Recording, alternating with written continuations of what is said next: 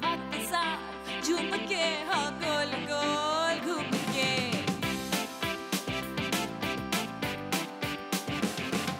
यूं ऐसे मुस्कुराई है ये सुबह जो आई है।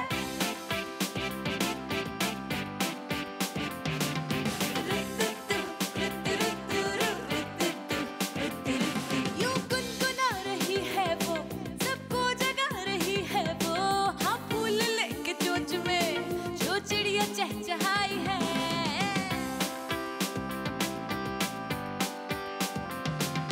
धुली खुली खुली खुली है उसमें धुली धुली, जरा जरा चुलबुली शरारतों में है घुली, सुबह जो आई है।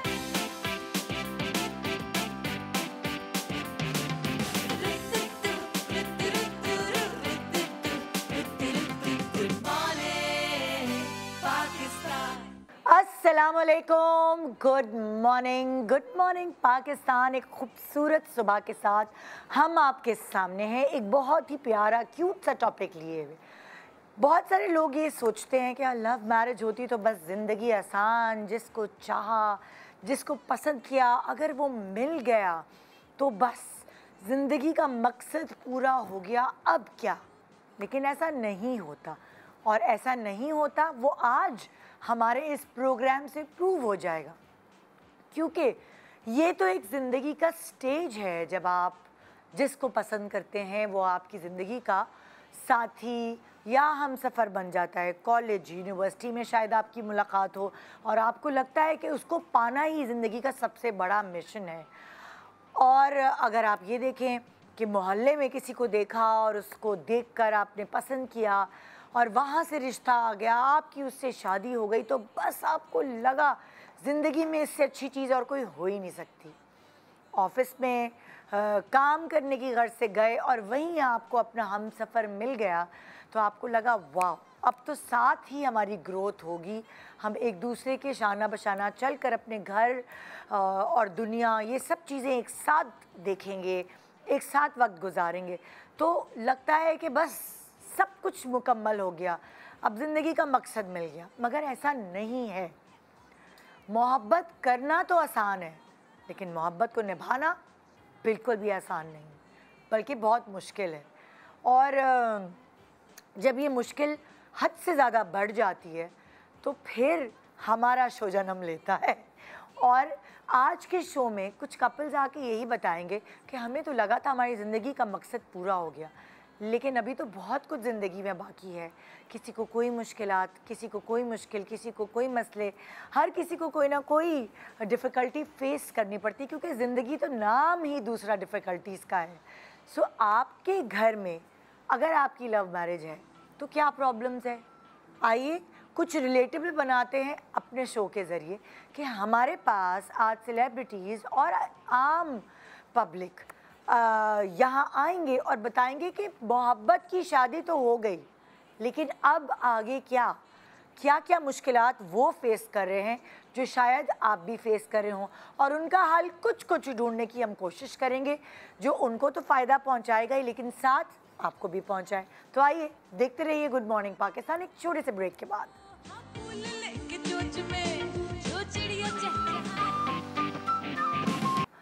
Welcome back, good morning Pakistan. So आज की डिस्कशन के लिए दो ऐसी सेलिब्रिटीज़ हैं जिनकी लव मैरिज हुई है और दुनिया जानती है बल्कि तीन हो गई ना। हाँ, हम भी हैं तो हाँ, मैं अपनी नहीं छुपा रही। तो मेरे साथ एक तरफ है फजीला काजी, दूसरी तरफ है फ़हीमा अवान, और एक एक्सपर्ट का होना। इनकी शादी के बारे में मुझे कुछ नहीं पता, लेकिन ये एज एक्सपर्ट ये हमारे पास मौजूद है, doctor Nausheen Shahzad, consultant psychologist. अस्सलाम वालेकुम, कैसे हैं आप सब लोग? जी बिल्कुल ठीक ठाक है। अच्छा, पहले पूछो ना, इनकी लव मैरिज हुई? हाँ जी, बता दें भैया आप। देखिए, आपने मुझे एक्सपर्ट के तौर पे बुलाया है तो मैं अपने बारे में कुछ नहीं बता सकती। ये क्या बात है? हमें तो सब पता होना चाहिए, हम तो खुद एक्सपर्ट, ये हमारे प्रोटोकॉल में लिखा है। हाँ, ये तो है, ये तो है। अच्छा, आज जैसे आप सबको पता है कि आज जो टॉपिक है वो यही है, लव मैरिज। लव मैरिज कोई क्राइटेरिया नहीं है कि ज़िंदगी कामयाब ही होगी। आपको आपका मनपसंद जीवन साथी मिल गया और ऐसा उस वक्त लगता है, फूल खिल रहे, जैसे फिल्मों में दिखाते हैं, इस तरफ बाहर आ गई है स्प्रिंग, और ये वो खूबसूरती हर तरफ लगती है। कितने दिनों तक के लिए आपकी पढ़ाई क्या कहती है, कितने दिनों तक लगती है ये लव मैरिज के पास? हमारी पढ़ाई ये कहती है कि जो चीज़ बबल की तरह एकदम आती है वो कहीं बबल की तरह बर्स्ट ना हो जाए। तो जब आपकी लव मैरिज, आपकी फ़र्ज़ कीजिए कि आपको कोई पसंद है और आप उससे शादी करना चाहते हैं, तो जब आप उसको एक्सट्रीमली पसंद कर रहे हैं तब ना करें, ठीक है? तब शादी ना करें? नहीं, उस वक्त नहीं करें। उससे अच्छा। आप रिलेशनशिप रखें, मंगनी करें, मगर अपने आप को थोड़ा सा ग्राउंडेड होने दें, ठीक है? मतलब आप उस वो बबल को थोड़ा सा फटने दें, उस रॉ में बह नहीं जाएं, राइट? क्योंकि होगा ये कि जब आप किसी से बहुत मोहब्बत करते हैं ना, तो उसकी जो नेगेटिविटी है वो भी पॉजिटिविटी दिखती है, ठीक है? तो वो आप उस टाइम पर अंदाज़ा नहीं कर सकते, कर ही नहीं सकते। आपकी आंखों के आगे फ़र्ज़ कीजिए कि एक पट्टी बन जाती है। पट्टी कह लीजिए, बिल्कुल। तो वो आपको उसकी नेगेटिविटीज़ भी पॉजिटिविटीज़ लगेंगी, और आप उसकी सारी चीज़ें बल्कि ढकने की कोशिश करेंगे। आपको कोई नज़र भी आएगा ना, तो आप कहेंगे नहीं नहीं, ये इस वजह से होगा। खुद ही अपने दिल में आप उसके लिए कोई जो है, कोई ना कोई उसकी बहाना निकाल देंगे, कोई हुज्जत बयान कर देंगे अपने ही दिल में, ठीक है? तो बेसिकली आपको जब, क्योंकि मैरिज का क्या मतलब है, एक कॉन्ट्रैक्ट है। रिलेशनशिप एक कॉन्ट्रैक्ट नहीं है, ठीक है? रिलेशनशिप आपका है, आपको कोई पसंद आया है और आप उससे बातचीत कर रहे हैं। शादी एक कॉन्ट्रैक्ट है। फ़र्ज़ कीजिए आप एक बिज़नेस स्टार्ट कर रहे हो एक बिज़नेस पार्टनर के साथ, तो वो कॉन्ट्रैक्ट आप कितना सोच समझ के करेंगे, है ना? ज़रूर किसी को विटनेस भी बनाएंगे, उस बंदे के बारे में पूरा पता करेंगे कि पहले कहीं इसने धोखा तो नहीं दिया था किसी को, जाके बैंक से भी पता करेंगे, ठीक है? मगर जब आपको शदीद किसी से मोहब्बत हो जाती है, तो उस वक़्त आप थोड़ा सा, यानी हर एक के लिए आपके प्रोग्राम के तवज्जुद से अगर हर एक को ये बात पहुंच जाए कि थोड़ा ग्राउंडेड हो जाए, और उसके उतावले ना हो जी, और ये मत समझे कि मोहब्बत ख़त्म हो गई है, ठीक है? मोहब्बत जो है जब उसका खुमार उतरता है तो उस वक्त आपको हकीकत नज़र आती है, ठीक है? और फिर हकीकत नज़र आ गई तो ठीक है, अगर आप उस पर ट्रस्ट कर सकते हैं, आपकी कुछ शेयर्ड वैल्यूज़ हैं, राइट? कुछ ना कुछ वैल्यूज़ तो शेयर्ड होनी चाहिए। और फ़र्ज़ कीजिए कि आपके कुछ ना कुछ आपने फाइनेंशियल प्लान कोई बना रखा है, ठीक है? इवन आपने ये भी सोच रखा है कि जब हमारे बच्चे होंगे तो हम उनको कैसे पालेंगे। क्या हम बहुत स्ट्रिक्ट होंगे या उनके साथ हम बिल्कुल उनको हर काम करने देंगे, राइट? हम सुबह कब उठा करेंगे, काम पे कौन जाएगा, किसकी कितनी इन्वेस्टमेंट होगी घर के अंदर और बाहर, राइट? अगर हमने ये चीज़ें डिस्कस कर ली हैं, और वो सिर्फ तब होंगी जब आप ग्राउंडेड हो जाएंगे। जी, और वो तब भी होंगी जब आप में थोड़ी मैच्योरिटी होगी, क्योंकि जब आप छोटे होते हैं तब आपका सारा सिस्टम, आपके हार्मोन्स उस लेवल पे होते हैं कि अगर आपको कोई ये कहे कि भाई अभी इतनी जल्दी शादी नहीं करनी चाहिए, थोड़ा सा टाइम लगाओ, तो आप बोलते हैं कि अच्छा खुद ने तो शादी कर ली और हमें आप मतलब बता रहे हैं कि देर से करनी चाहिए। मैं ऐसे सोचती थी इवन टू द एक्सटेंट कि I was 20 when I got married.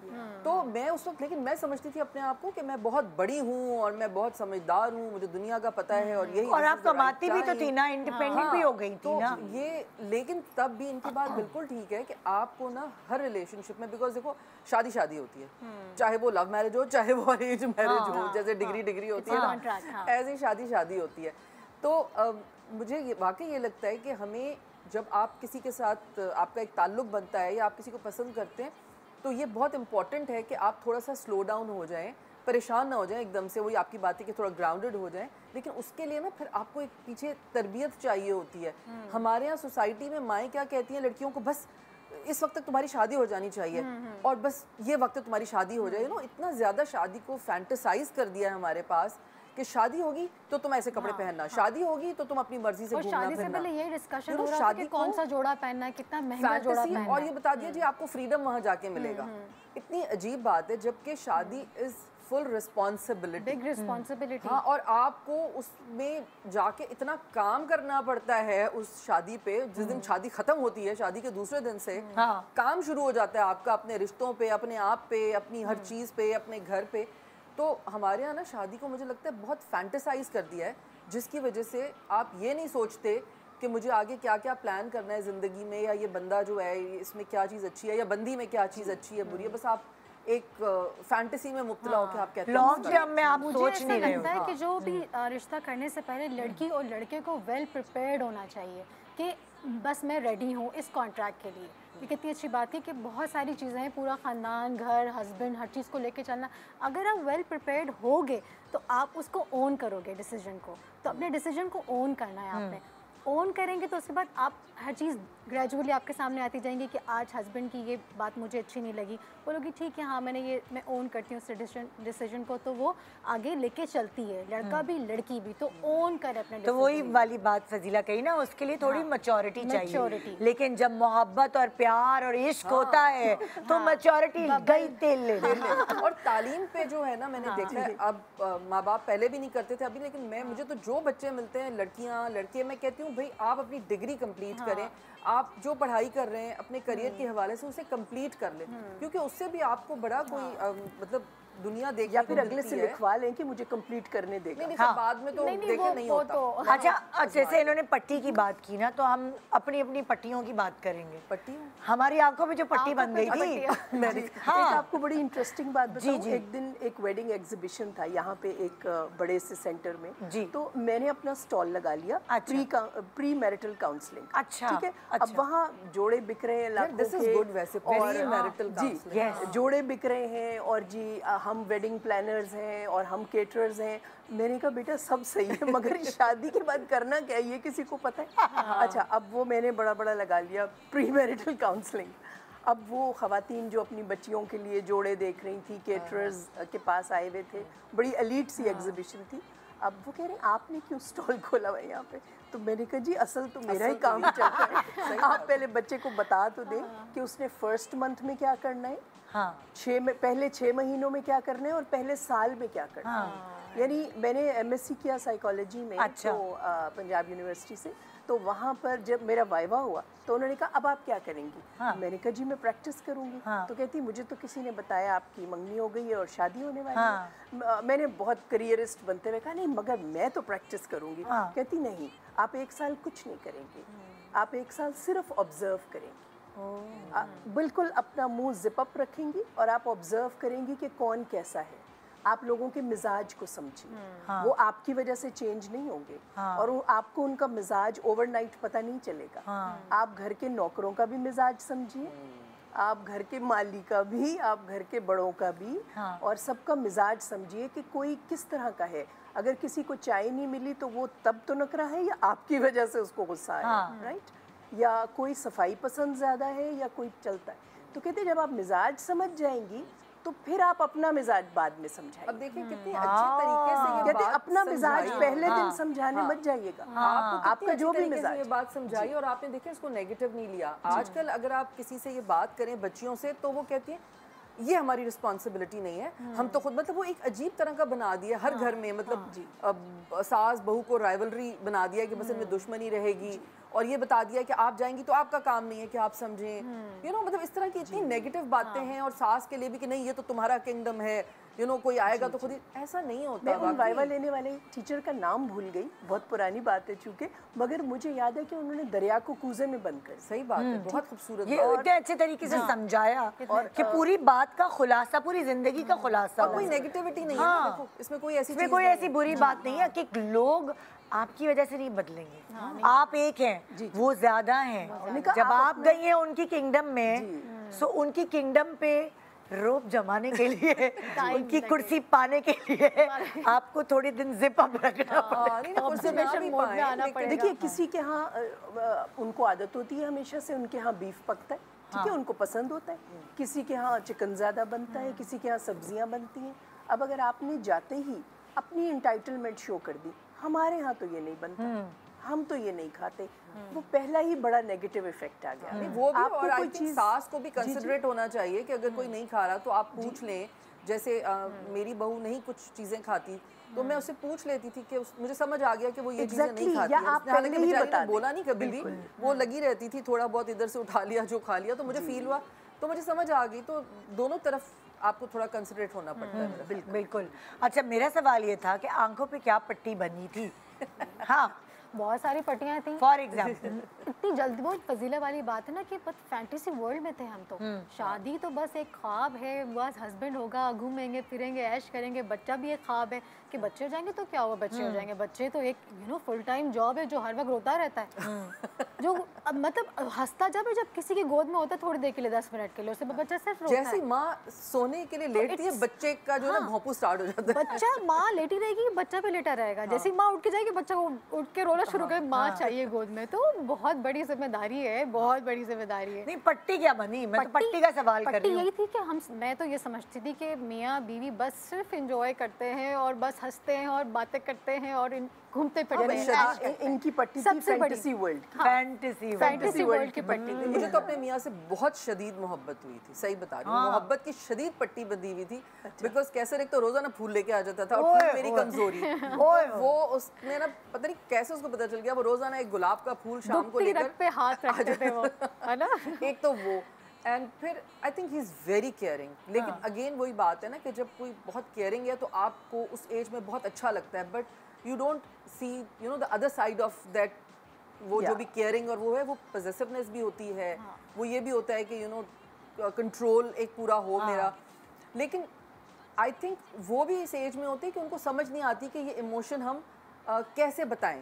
वो मोहब्बत ही होती है शायद, लेकिन वो बहुत शदीद होती है। तो वो उस वक्त तो आपको बहुत अच्छी लगती है, लेकिन जब आप थोड़ी देर के लिए मिलते हैं, 4-5 घंटे के लिए, कि एक आदमी बहुत केयरिंग भी है, सब कुछ है, लेकिन जब आप साथ रहना शुरू करते हैं तो आपको लगता है कि नहीं, आपको थोड़ा स्पेस चाहिए अपनी अपनी सांस लेने के लिए। वही तो कह रही है ना, वो एक सर्टेन टाइम, वो जो बुलबुला है वो एकदम फुस भी हो जाता है। नहीं, बुलबुला फुस नहीं होता, मेरा ख्याल है बुलबुला तो रहता है, उसमें आपका अपना जो ठहराव आ जाता है, वो चेंज होना चाहिए। मेरा कहने का मकसद है कि जो पहले हम समझ रहे होते हैं ना कि जी शादी होगा तो बस सब कुछ बहुत ऐसा ही होगा जैसे 2 घंटे मिलने पे होता है, वैसा नहीं होगा।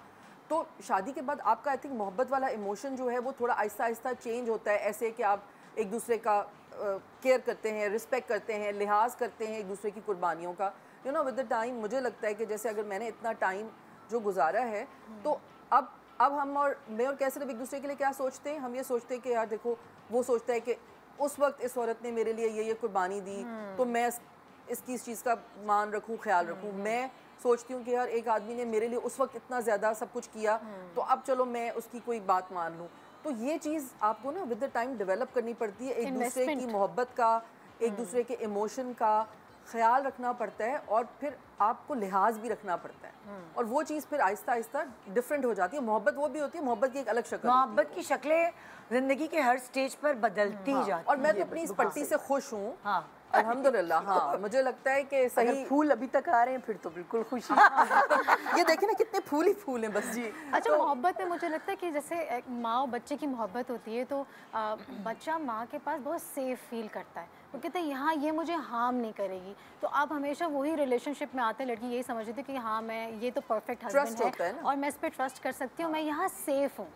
तो वही वाली चीज़ है कि वो हर जगह आप यही समझते हैं, तो मोहब्बत देनी पड़ती है, इन्वेस्टमेंट करनी पड़ती है, वो आपकी यही वाली बात है। तो माँ बच्चे की बहुत अनकंडीशनल फीलिंग होती है और रिलेशनशिप होती है, जिस वजह से लेकिन कहाँ मैं रोमांस में जा रही हूँ, फहीमा तुम कहाँ ममता में आ गई हो, मैं उधर जा रही हूँ तो तुम इधर आ गई। इससे एक बात पता चली कि ये बहुत अपने बच्चों से अटैच। ये ट्रस्ट की भी पट्टी होती है वैसे, जैसे ट्रस्ट की पट्टी वही होती है और वो सही होती है। खैर मुझे जैसे ऐसे लगता था कैसर के साथ कि मैं बहुत सेफ फील करती थी, और शुरू में आपको यही होता है, मुझे ऐसे लगता था, अब मुझे नहीं पता बाकियों का, लेकिन अब मैं कहती हूँ कि लड़कियों को थोड़ा पढ़ना चाहिए, करियर बना के, चलो हमें तो एक करियर हमने बना लिया था, लेकिन मुझे अब लगता है कि लड़कियों को पढ़ना चाहिए, अपना करियर बनाना चाहिए, उसके बाद शादी करना चाहिए। आप इंडिपेंडेंट हो, भले आप ना प्रैक्टिस कर रहे हो या जो भी हो, लेकिन आपको पता हो कि अगर मुझे कोई प्रॉब्लम होगा, मुझे अपने मियाँ का साथ देना हुआ, शायद उसकी ज़िंदगी में कोई प्रॉब्लम आए तो मैं कल को उसको हेल्प कर सकूँ, उसके साथ, मतलब एक पार्टनरशिप यही होती है ना कि आप एक दूसरे की हेल्प कर सके। मेरे ख्याल में करिकुलम में रिलेशनशिप काउंसलिंग डालनी चाहिए, बहुत ज़रूरी, क्योंकि दुनिया में हर इंसान ने ही तकरीबन कोई रिलेशनशिप तो रखना है ना। मोस्टली लोग शादी करते ही हैं, 70 to 80%, तो रिलेशनशिप काउंसलिंग होनी चाहिए। एक छोटा सा हो, क्योंकि देखिए रिलेशनशिप में सिर्फ 5 चीज़ें होती हैं, 4 या 5 चीज़ें। एक कमिटमेंट होती है, एक कम्युनिकेशन होता है आपका, एक आपकी इंटीमेसी होती है which is also very important in a marriage, और एक आपका ट्रस्ट होता है, ठीक है। ये जो चीज़ें हैं ये आप यूँ समझें कि शादी की फाउंडेशन है, बुनियाद है। कम्युनिकेशन भी वाकई बहुत ज़रूरी है। अगर आपकी ओपन कम्युनिकेशन नहीं है तो आप अपनी बात उसको पहुंचा नहीं सकेंगे। बाद में सोचेंगे मैं ये चाह रही थी, आपको पता नहीं चला। नहीं पता क्या होता है, लड़कियां गैस वर्क कराती नहीं, हैं लड़कियों अपने को हस्बैंड इनिशिएट को करना कि आपको पता नहीं चला मुझे इस वक्त ये चाहिए था। indirect तो conversation लड़कों चल में रही इतनी होती है। एम्पैथी होती नहीं है। लेकिन मुझे लगता है उनको बताना पड़ता है। लड़कियों को इनिशिएट करना चाहिए कि कम्युनिकेट करें। जैसे अगर मैं कुछ सालों तक नहीं करती थी तो मुझे लगता था कि अच्छा इसको समझ नहीं आ रहा कि मैं इतनी अपसेट यही तो कह रही है। लेकिन फिर ना मैंने खुद इनिशिएट किया, और मैंने फिर जब बात करना शुरू की तो पहले तो कैसे कोई अजीब लगा 2-3 दफ़ा कि ये कैसे मेरे से सारी बातें ऐसी क्यों कर रही हो तुम, तुम्हें अच्छा तुम्हें ऐसे फील होता था, तुमने पहले क्यों नहीं बताया।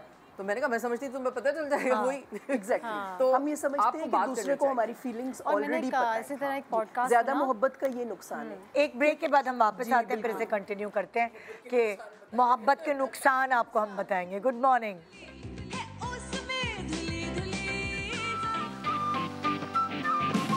Welcome back. Good morning Pakistan. पिछले सेगमेंट में हमने डिस्कशन की जी लव मैरिज की डेफिनेशन और एक्सपेक्टेशन और फैंटेसी, ये सब चीज़ें। अब ज़रा हम आ जाएं ज़मीन पे और हम उन कपल से आपको मिलवाते हैं जिनको लव मैरिज के बाद भी उनको कोई ना कोई प्रॉब्लम्स हो रही हैं। तो मेरे पास इस वक्त मौजूद है एलिया एंड वजहाद। अस्सलाम वालेकुम। कैसे हैं आप लोग? ठीक ठाक है? तो क्या कहना चाहेंगे आप? हमारे पास एक्सपर्ट भी बैठी हैं। आप उधर कंफर्टेबल हैं या आप इधर बैठेंगे? इधर बैठेंगे ताकि आप उनको देख सकें। आई थिंक सो, है ना? आप इस तरफ आ जाइए,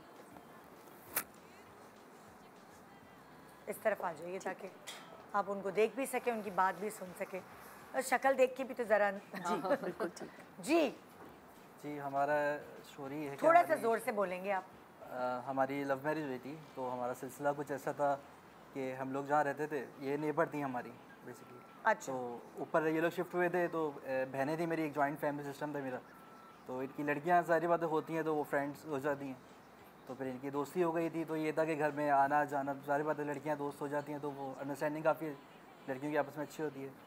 तो घर में आना जाना था, तो सारी बातें, जॉइंट फैमिली थी तो सब फ्रैंक थे एक दूसरे से, भी लोग इनके ज़्यादा काफ़ी ज़्यादा, तो हंसी मजाक था। फिर ये था कि ऐसा ऐसा अट्रैक्शन होने लगी, तो बातचीत ज़्यादा होने लगी। फिर फेसबुक के ज़रिए हमारी बातचीत हुई, तो फिर ये था कि मामला आगे बढ़े। फिर जो है मैंने अपनी फैमिली को एग्री किया, मेरे 2 भाई थे, बड़े भाभियाँ थी, बहनें थी, उनको एग्री किया। फिर मज़ीद जो सिलसिला होता है रिश्ते का, शादी का, वो हुआ। उसके बाद हमारी शादी हो गई। बहुत अच्छा वो टाइम पीरियड बहुत अच्छा गुजरा। लेकिन शादी के बाद कुछ मामला ऐसे हो गए, हमारी शादी को 6 महीने हो गए। अब मामला ऐसे हैं कि 6 महीने में मुझसे कहती हैं कि सेपरेट होना चाह रही हूँ, मैं अलग होना चाह रही हूँ, जबकि मैं अपनी फैमिली के सारे मामला इनको बता चुका था। क्योंकि जब लव मैरिज बंदा करता है तो सारे अपने जो फाइनेंशियल हालात हैं अपनी फैमिली के हैं, इंडिविजुअल हर बंदे के बारे में, उसके नेचर के बारे में उनको बता देता है। अब ये है कि मेरी कंडीशन ऐसी नहीं है कि मैं इनको लेकर सेपरेट हूँ, मैं अभी फाइनेंशियल इतना स्ट्रॉन्ग नहीं हूँ, भाइयों में सबसे छोटा हूँ। तो अब ये होता है कि फिर ये मुझसे लड़ती हैं, मतलब हम लोग कमरे में जाते हैं तो फिर ये होता है कि बहस होती है, उससे ये होता है कि तो थोड़ा लाउड होकर बात कर लेती है, उससे मैं भी इरिटेट होता हूँ, तो फिर गुस्सा करता हूँ मैं भी। मुझे इस बात पे गुस्सा आता है कमरे से बाहर आवाज़ आ रही है, ये चीज़ अच्छी नहीं है। पहले इनकी नेचर नहीं थी ऐसी, शादी से पहले जब हमारी बातचीत थी उस वक्त ऐसी नेचर नहीं थी, गुस्सा नहीं करती थी और मतलब बात समझती थी। लेकिन अब शादी के बाद से बहुत ज़्यादा 2 घंटे के लिए मिलती थी तो इश्क और छुपाए नहीं छुपता था। बस वो एक सडन जो ये मतलब जो चेंज आया शादी के बाद। बोलने तो दो यार उन्हें। जी बोले ये खुद ही बोल रहे हैं कि शादी से पहले मतलब मुझे चिड़चिड़ापन नहीं होता था, हम लोग बहुत अच्छा हमारा टाइम स्पेंड होता था। शादी के बाद हो रहा है उसके पीछे एक रीज़न है, मतलब ये जो हमारी पसंद की शादी थी, लव मैरिज थी, उससे पहले जो बातें होती हैं सब में, कस्में वादे सब होता है, तो इन्होंने सब कुछ उस वक्त वो नहीं ख्वाब दिखा देते हैं, ख्वाब दिखाया, सब किया कि नहीं बड़ी फैमिली है तो क्या हुआ, आपको कोई प्रॉब्लम नहीं होगी, कुछ नहीं होगा।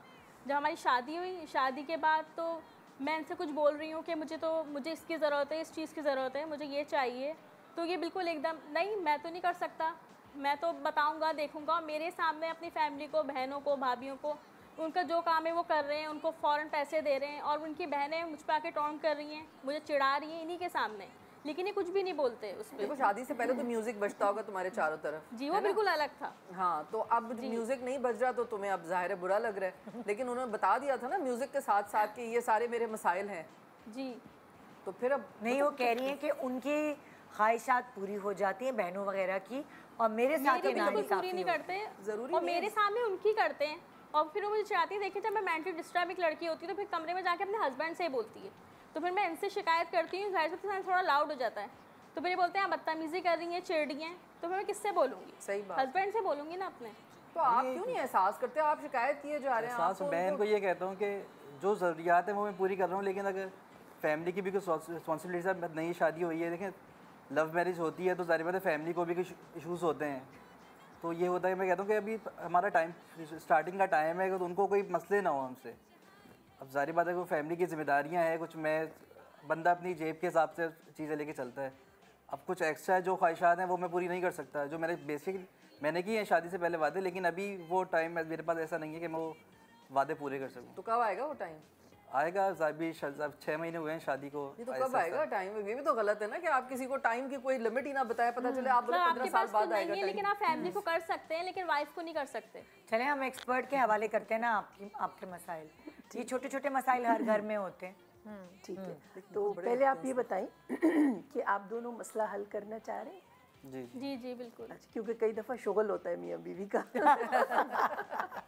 थोड़ा थोड़ा किसी बात, थोड़ा एडवेंचर तो होना चाहिए ना जो है ना, वो एक शुगल भी होता है कि और कुछ करने को नहीं होता तो चलो थोड़ी बहस कर लेते हैं। वैसे मतलब एक ये बात है, अगर वाकई आप मसला हल करना चाह रहे हैं ना, तो आप ये बताइएगा कि आप जब कमरे में जाके इनसे अलग से बात करती हैं, आपका क्या नाम है? एलिया। एलिया, जब आप अलग से बात करती हैं तो सिर्फ इसी मसले पे बात करती हैं या फिर छोटी छोटी बातों पे भी चिढ़ती हैं? मसलन आप कहती हैं ये ग्लास क्यों रखा हुआ है आपने यहाँ, जुराबें उठा के रखी है धोने वाली जगह पे, मतलब आप बाकी बातों पे भी आपको चिड़चिड़ाहट होती है? ये कभी कभी कर लेती हूँ, जब मुझे जाहिर सी जॉइंट फैमिली में इंसान चिड़चिड़ापन उसके अंदर आ ही जाता है। जब ये सारे मसले हों, कोई कहीं से टॉन्ट करे, कोई कुछ बोले, छोटा बदतमीजी करे, तो इंसान अपने शौहर पे ही ज़्यादातर होता है, कमरे में शौहर पे उतारता है।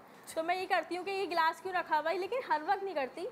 लेकिन अब पहले इनको ये ज़्यादा बड़ा नहीं लगता था, अब इनको बहुत बड़ा लग रहा है। पहले मैं थोड़ा गुस्सा भी कर लेती थी तो ये बड़ा नहीं बनाते थे, अब इनको ज़्यादा बड़ा लग रहा है शादी के बाद। अच्छा, ये बताइए कि ये इस फैमिली में एडजस्टेड है, आप इस फैमिली में एडजस्टेड हैं अपनी फैमिली में? जी जी। आपको कोई प्रॉब्लम्स होती है? नहीं, आपको कोई प्रॉब्लम्स नहीं, ठीक है। या आप समझते हैं मिजाज ऐसा है मेरी मदर का या किसी का कि वो टॉन्ट करती रहती है? ठीक है, होता है, हर बंदे का अलग अलग नेचर होता है, उनका भी होता है। उनका है टॉन्ट हर करने किसी का का मिजाज? होता है। ठीक उनको सब पता होता है, लेकिन कहते हैं इग्नोर करें। तो सॉरी, एलिया नाम है आप? जी जी। एलिया, अगर इनको पता है कि अम्मी टॉन्ट कर रही हैं तो कैसे जवाब देना है, तो या तो आप ये ट्रिक इनसे सीख लें, क्योंकि वो मिजाज समझे हुए हैं 25-30 साल से, ठीक है ना। तो जो बंदा समझा हुआ है उससे पूछ लें कि आपकी अम्मी का क्या मिजाज है, आपकी बहनों का क्या मिजाज है, उनको क्या चीज़ पसंद है और क्या नापसंद है, ठीक है। तो बाज़ दफ़ा ये होता है कि जब हमें पसंद नापसंद पता चल जाए ना, तो हम वक्ती तौर पे थोड़ी देर के लिए वो काम नहीं करते कि हम उनके सामने ना करें, ठीक है। दूसरे, अगर कोई आपको टॉन्ट कर रहा है तो टॉन्ट का एक जवाब देना भी होता है असर्टिव तरीके से, ठीक है। आप अपनी बाउंड्रीज़ खुद बनाते हैं, किसी भी जगह जाके हम अपनी बाउंड्रीज़ हमेशा खुद बनाते हैं। तो अगर आपने शुरू में वो बाउंड्रीज़ नहीं बनाई, फ़र्ज़ कीजिए कोई आपको कुछ भी कह रहा है, आपने कुछ भी रिएक्शन शो नहीं किया, या आपने साइलेंट रिएक्शन भी शो नहीं किया। साइलेंट रिएक्शन से भी क्या होता है कि वो चुप हो जाता है कि इसको तो कोई फ़र्क ही नहीं पड़ रहा, क्या फ़ायदा कहने का, राइट। तो वो आहिस्ता आहिस्ता कहना छोड़ देता है। तो 2-3 चीज़ें ट्राई करें पहले, और थोड़ी सी अपनी ऑटोनमी रखें, ठीक है। अच्छा, ऑटोनमी इस तरह रखें कि आपकी जो एक ख्वाहिश है, फ़र्ज़ कीजिए आप कोई भी चीज़ चाह रही हैं, एक नया जोड़ा लेना है, तो आप अपने हस्बैंड से ये कहें कि इस ईद पे नहीं, मैं अगली ईद पे ले लेती हूँ, तो आप मुझे बताएं कि सेविंग हम किस तरह करें पर मंथ के मैं ले लूँ। लेना तो मैंने ज़रूर है, मगर आप टाइम पीरियड बेशक एक्सटेंड कर, है ना। तो वो जो ये चीज़ है ना, मेरी ख्वाहिश अभी अभी पूरी हो, उससे मसाइल आ जाते हैं बाज़ दफ़ा। बाज़ लोग बहुत अमीर भी होते हैं, उसको भी आप कोई ऐसी ख्वाहिश कर दें कि मुझे अभी अभी ये करना है, तो वो भी नहीं फुलफ़िल कर सकते ना, ठीक है। तो इसलिए अब मैं, आप देखें बहुत एलीट फैमिलीज़ होती हैं, एक बच्चे ने ज़िद पकड़ ली कि मैंने हाथी पालना है, अब उनके पास पैसा है, सब कुछ है, वो हाथी कहाँ से लाए? हाँ। और वो बच्चे ने जिद पकड़ी हुई। हाँ ठीक है, हमारा बच्चा तो कोई कह रहा है निंटेंडो चाहिए, कोई कह रहा है फलां चाहिए, अब वो कह रहा है हाथी चाहिए। हाँ तो वो पेरेंट्स कह रहे हैं हम क्या करें, मतलब वो कह रहे हैं मुझे तो चाहिए एज अ पेट है, एलिफेंट चाहिए। तो इसलिए आप ये भी देखें, ख्वाहिश करना इंसान का हक है, ठीक है, मगर मेरी ख्वाहिश अभी पूरी हो जाए, ये ज़रा इम्पल्सिव बिहेवियर है। अच्छा, लेकिन पता है मुझे ये लग रहा है कि आपकी बातें बिल्कुल ठीक है, बट हर इंसान का अपना एक मिजाज होता है। मैंने ज़्यादा थ्योरेटिकल बातें कर दी, आप प्रैक्टिकल बताएं। मुझे लग रहा है कि एलिया जो है वो थोड़ी ज़्यादा इमोशनल भी हैं, और वो इस जब आप मोहब्बत करके किसी रिलेशनशिप में आते हैं तो इतनी शदीद पट्टी थी कि वो खुली है ना, उसको बर्दाश्त नहीं हो रहा कि ये क्या हो गया, ये तो बंदा ही बदल गया। तो आप भी प्लीज़, जैसे 2 घंटे मिलते थे पहले और जितने अच्छे रहते थे, तो आप ट्राई करें उस अच्छाई को आप 24 घंटों पे बांट लें। परसेंटेज तो वैसी हो, लेकिन होता ही है कि ये भी मुझे टाइम नहीं दे पा रही होती है। गैप काफ़ी आ गया शादी के बाद, ये घर के काम और इस तरह की चीज़ें, या तो फिर आप अलग घर ले बिजी लेते, काफ़ी हो गई हैं ये शादी तो के आप बाद। अलग घर ले लेते, वो भी तो आप ही के लिए बिजी हुई है ना, घर में काम करती होंगी, जाहिर सी बात है, ताकि किसी को शिकायत ना हो। अब जॉइंट फैमिली में जब आप जाते हैं तो आपको बहुत सारी अपनी चीज़ें चेंज करनी और पड़ती हैं, सिर्फ तो वो कर रही पैसों का ये प्रॉब्लम नहीं है, पहले शादी से पहले टाइम होता था, सब होता था। अब शादी के बाद मार्केट जाना है तो मेरी बहन के साथ चली जाए, मेरी अम्मी के साथ चली जाए, तो अच्छा है ना, दिल चाहता है कि हम हस्बैंड के साथ अरे भी दिल बाहर को जाए, छोड़ो, मैं तुम्हें एक बात बताती हूँ, बड़ी मज़े की बात। पता है, जब क्योंकि हम दोनों काम करते थे कैसे, और मैं तो टेलीविज़न पे जब आप काम करते हैं तो आपके अलग अलग टाइमिंग होते हैं, तो ना कुछ मेरी दोस्तें थी, डॉक्टर साहब आपको मैं इसलिए बता रही हूँ कि ये होता है, लोग करते हैं आपके साथ। मेरी कुछ दोस्तें थी, वो क्या करती थी कि वो कहती थी, अरे मैं तो अपने मियाँ के साथ गई थी, रात को आइसक्रीम खाई, चाय पी, इतना मज़ा आया। मैं कहती थी कौन सा मज़ा आता है इसको चाय और आइसक्रीम खाने में रात को 9 बजे। और मैं अपने मियाँ के साथ जाती हूँ बाजार, और वो मुझे कपड़े लेके देते हैं और मैं उनकी पसंद के कपड़े लेती हूँ। तो मैं कॉम्प्लेक्स में चली गई थी कुछ दिनों के लिए। उसके बाद फिर मैंने आहिस्ता आहिस्ता, जब पहले मुझे चिढ़ हुई, मैंने कैसे चलो चलो मेरे साथ, उसने कहा यार मेरा नहीं है टाइम मेरे पास। फिर मैंने बाद में रियलाइज़ किया, मैंने कहा यार कितनी बेवकूफ़ी की बात है, क्या पता आपको कि अगला गया या नहीं गया, सिर्फ आपको इस तरह करने के लिए कि आप इमोशनली हर्ट हो जाएं और आप कॉम्प्लेक्स में हो जाएं कि भाई मेरा मियाँ मेरे साथ नहीं जाता, पता नहीं मेरी ज़िंदगी कितनी मुश्किल है। फिर मैंने अकेले जाना शुरू किया। अब कैसे ने कहा ये तो अकेले जा रही, अब वो मुझे कहता साथ चलो, मैं कहती नहीं प्लीज़, मैं आराम से सुकून से जाके अपनी शॉपिंग करूँगी, यू नो। तो आप कभी कभी कोई कह भी रहा होता है आपको, या आप जो फिल्मों टीवी में देख रही होती है, ज़िंदगी वैसी नहीं होती है। बिल्कुल। आप देखिए कई दफ़ा तारिक रोड पे कपल्स आए होते हैं, और कई दफ़ा कुछ खवातीन मिल के आई होती हैं, और ज़्यादा इंजॉय कौन कर रहा होता है? हाँ, अपनी दोस्तों के साथ जो खवातीन कपल जाते तो बड़ा अच्छा देते हैं। कपल जाते तो मियाँ यही कहता है, जल्दी उसको मत देखो, उधर मत देखो, ये दुपट्टा सही करो, दुपट्टा सही करो। अच्छा, और कुछ नहीं होता, यूँ होता है। हाँ और दूसरे टेबल पे क्यों खड़ी हुई हो, बैठ जाओ, अब एक यही साथ हो बात रहा भी- होता है। हाँ, एक दूसरे से बात भी नहीं करते, दूसरे टेबल पे देख रहे होते हैं, वो बड़ा एंजॉय कर रहे हैं, मैंने वो तो बड़ा देखा खुश दो है। मियाँ बीवी बैठे हुए खाना खा रहे, दोनों फोन पे लगे हुए। मैंने कहा ये क्या बकवास बात है, इससे तो बेहतर है अपने घर पे ही बैठ जाते हैं। और सबको पता होता है, लव बर्ड जो बैठे होते हैं, जो आए हुए होते हैं, प्यारे वो डेट पे होते हैं, वो मियाँ बीवी नहीं होते, क्योंकि उनके पास टाइम नहीं होता, उनको वही बातें करनी वही होती तो हैं। कह रही हूँ, वो जो इनका कपल आप मशवरा लवी डबी मुझे- बैठे होते हैं, मैं इनको वो डेट मशवरा वाले देना कपल चाहती होते हैं। हूँ। इनको मैं ये मशवरा देना चाहती हूँ कि लड़की लड़का, मुझे लगता है स्पेशली लड़की का इंडिपेंडेंट होना बहुत ज़रूरी है। लड़की जब थोड़ी सी बिजी होती है और इंडिपेंडेंटली उसके फारिग साथ नहीं बर्डन शेयर कर सकती है ना, तो लड़का भी थोड़ा रिलैक्स होता है, क्योंकि वो बहुत बटा हुआ है, बहन के साथ बटा हुआ है, अब्बू अम्मी सबको उसने टाइम देना है, इवन फाइनेंशियली भी सपोर्ट करना है। लड़की कहती है कि बस मैं आ गई हूँ, सब कुछ मेरा है, बस मेरे घर भी मेरा है, लड़का भी मेरा है, इसका सारा पैसा भी मेरा है। नहीं, उसने हर जगह थोड़ा थोड़ा शेयर करना है, और लड़की ने भी करना, लड़की ने उसके साथ थोड़ा सा फाइनेंशियली भी थोड़ा सपोर्ट करना है। और वो फाइनेंशियली सपोर्ट करेगी तो लड़कियों को लगेगा कि हाँ ये लड़की मेरे साथ खड़ी है। जब वो खड़ी होती है उसके साथ, उसको सपोर्ट करती है, तो ये आपकी बात के कैसे भाई क्या कहते हैं कि फजीला ने मेरे हार्ड टाइम में साथ दिया, और यासिर भाई भी ये कहते हैं, मेरे हस्बैंड भी ये कहते हैं कि फ़हीमा ने साथ दिया। तो लड़की साथ देती है इस तरह, कभी इमोशनली साथ देती है, कभी फाइनेंशियली साथ देती है, तो वो बहुत ज़रूरी है लड़की का। लड़की को मुझे लगता है थोड़ी ज़्यादा कुर्बानी देनी पड़ती है स्टार्टिंग में, फिर बाद में उसको मिलता है इन रिटर्न। हस्बैंड उसके साथ खड़ा होता है, कहते हैं ये लड़की ने तो बहुत कुर्बानी दी, मैं इसके साथ खड़ा हूँ। तो वही ना कि आप घर लिहाज के आ साथ जाता है। साथ वो लड़की को प्रायोरिटी देना शुरू कर देता है ग्रेजुअली। तो लड़की शुरू में चाहती बस शुरू में सब कुछ मिल जाए, इट्स नॉट पॉसिबल। लेकिन एक बात मैं यहाँ कहना चाहूँगी, जैसे फॉर कंबाइंड फैमिली सिस्टम में जब आप रहते हैं तो आपकी पास सिर्फ एक कमरा होता है, ठीक है ना। तो अगर वो कह रही हैं कि उनको कहीं बाजार जाना है, हो सकता है उनका बहाना हो एक तरह आपके साथ निकलने के लिए। एक प्राइवेसी चाहिए होती है जब आप घर, बड़ा पूरा घर है, तो जाहिर है हमारे यहाँ वो माहौल नहीं है कि चाहिए होती है। एग्जैक्टली, मतलब क्या आप जुड़ के बैठ जाएं, एक साथ टीवी देखें, रिलैक्स करें लाउंज में, ऐसा नहीं होता। कंबाइंड फैमिली सिस्टम के कुछ नॉर्म्स हैं। क्या बात है, कहाँ से पॉइंट है ना? निकाला है, कहाँ से इसीलिए तो हाँ। निदा निदा है ना, है ना? निदा एक निदा अलग है। पॉइंट निकाला है, लेकिन बात सही है वैसे। तो अगर वो ये कह रही है कि मेरे साथ बाजार, शायद उसको वो जोड़ा नहीं चाहिए, शायद उसको वो चूड़ियां नहीं चाहिए, शायद उसको आपका साथ चाहिए अकेले। सो वो आप उसको फुलफिल अगर नहीं कर पाए तो फिर ऐसी शादीशुदा जिंदगी का क्या फायदा। और मजे की बात बताऊं, अटेंशन तो फ्री में मिलती है। हाँ। वो तो आप उनको अटेंशन देंगे क्या? तो आपका खर्चा भी बच जाएगा और वो भी खुश अगर हो आप जाएंगे। प्यार मोहब्बत से और आप एक रूटीन बना और जब लें। भी हम किसी सोल्यूशन पे आते हैं ना, बात करना चाहते हैं, तो हम बातें वो नहीं करते, टू द पॉइंट नहीं आते हैं, हम एड्स एंड डेट्स बहुत बातें करते हैं कि इतनी सारी बातें फजूल कर लेते हैं कि पॉइंट पे नहीं आते। तो अभी मैंने एक पॉडकास्ट सुना, उसमें वो बता रही थी, कहती कि मैं और मेरे हस्बैंड जब भी लड़ते हैं, हमारी लड़ाई होती तो हम नोट लिख के रख देते हैं, नोट लिख के रख देते हैं। अब फिर जब 1 घंटे नोट लिख के रख देते हैं, क्या? नोट लिखा कि लड़ाई हुई? ये मसला है, ये बात करनी है, ये बात करनी है। अच्छा, नोट 1 घंटे के बाद उसमें देखा, उसमें थोड़े से हार्श वर्ड्स हैं, वो डिलीट कर दिए। फिर 1 घंटे के बाद और उसमें से डिडक्शन की, मतलब फिर आप पॉइंट पे आते हैं कि यानी मुद्दा सेंड करने से पहले मुद्दा, आप हाँ। 2-3 दफा देखिए। जी, 2-3 दफा आप वो देखिए, तो वैसे take your भी कहते time। हैं ना। 1 दिन 2 दिन लें, 2 दिन के बाद फिर आप उसमें बहुत सारी चीजें डिलीट कर चुके होते हैं और टू द पॉइंट आप आ जाते हैं। ये आइडिया बहुत अच्छा है। बहुत वैसे। कह रही हूँ, आपने तभी तो उसको कहते हैं कि forward कर आपको दिया। गुस्सा जब आए ना, आप उस वक्त कोई डिसीजन ना हाँ, लें, आप उस वक्त टाइम लें।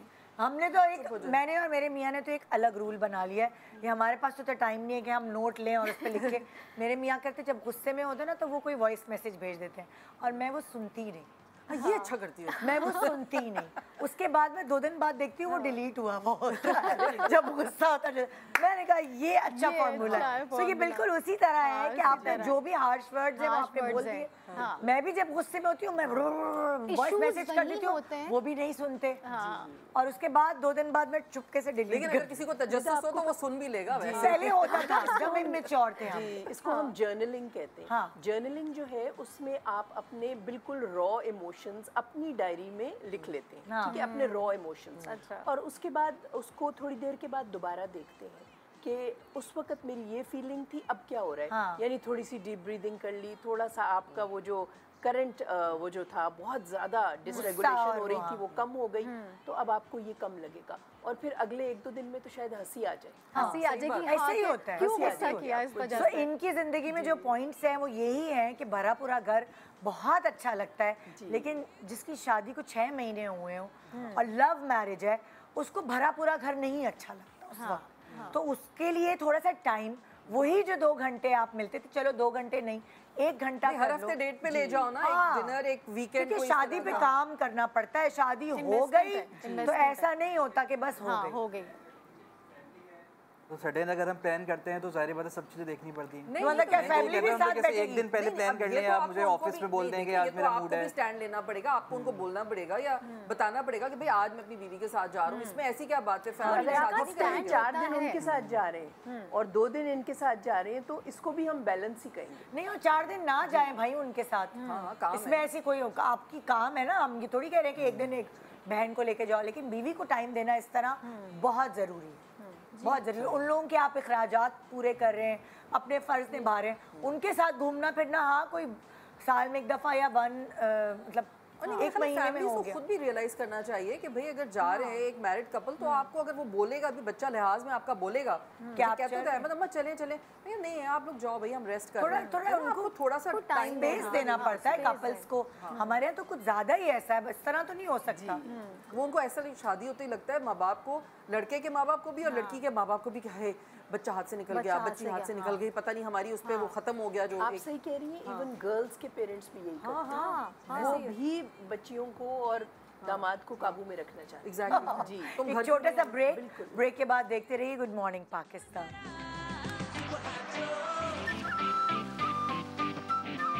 Welcome back, good morning Pakistan. So आज हम बात कर रहे हैं कि लव मैरिज के बाद ज़िंदगी सिर्फ जन्नत नहीं होती, बल्कि ज़िंदगी तो फिर शुरू होती है जनाब।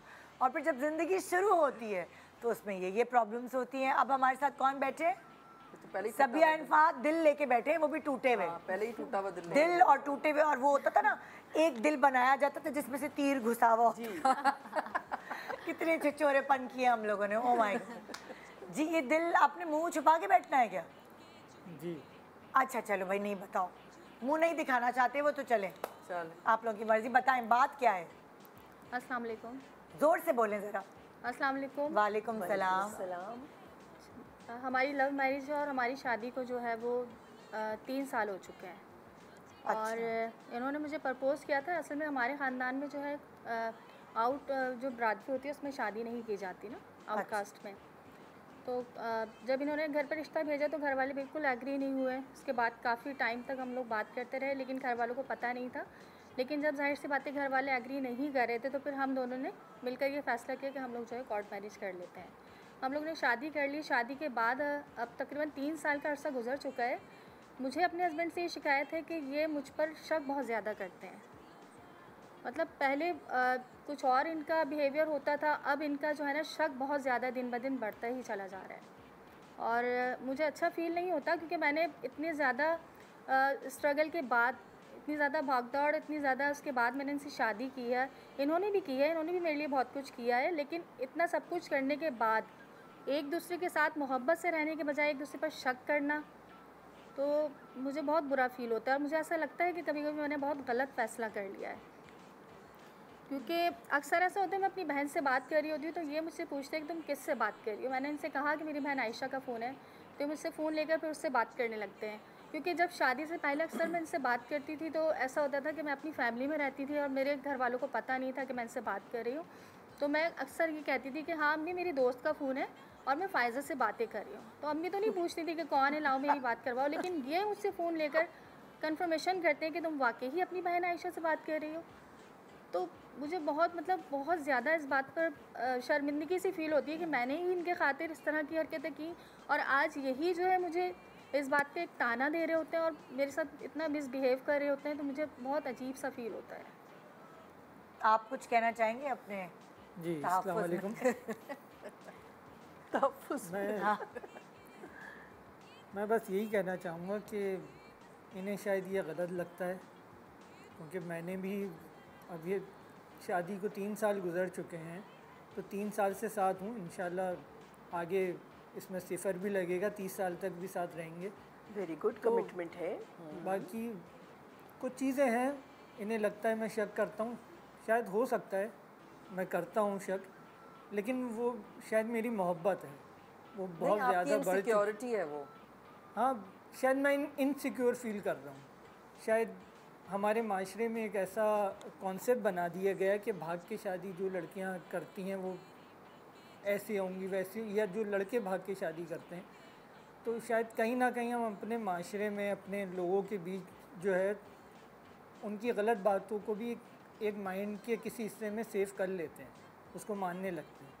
तो शायद उस वजह से मैं बहुत ज़्यादा केयर करने लगा हूँ कि बाद मोबाइल अगर बिज़ी जा रहा है, बहुत दफ़ा ऐसा हुआ है अपनी सिस्टर से बात कर रही हैं या किसी दोस्त से, क्लास फेलो वगैरह से बात कर रही हैं, तो मैं घर आके चीखना शुरू कि 1 घंटे तक मैं कॉल कर रहा था, मैं मैसेज कर रहा था, तुमने देखा नहीं यार।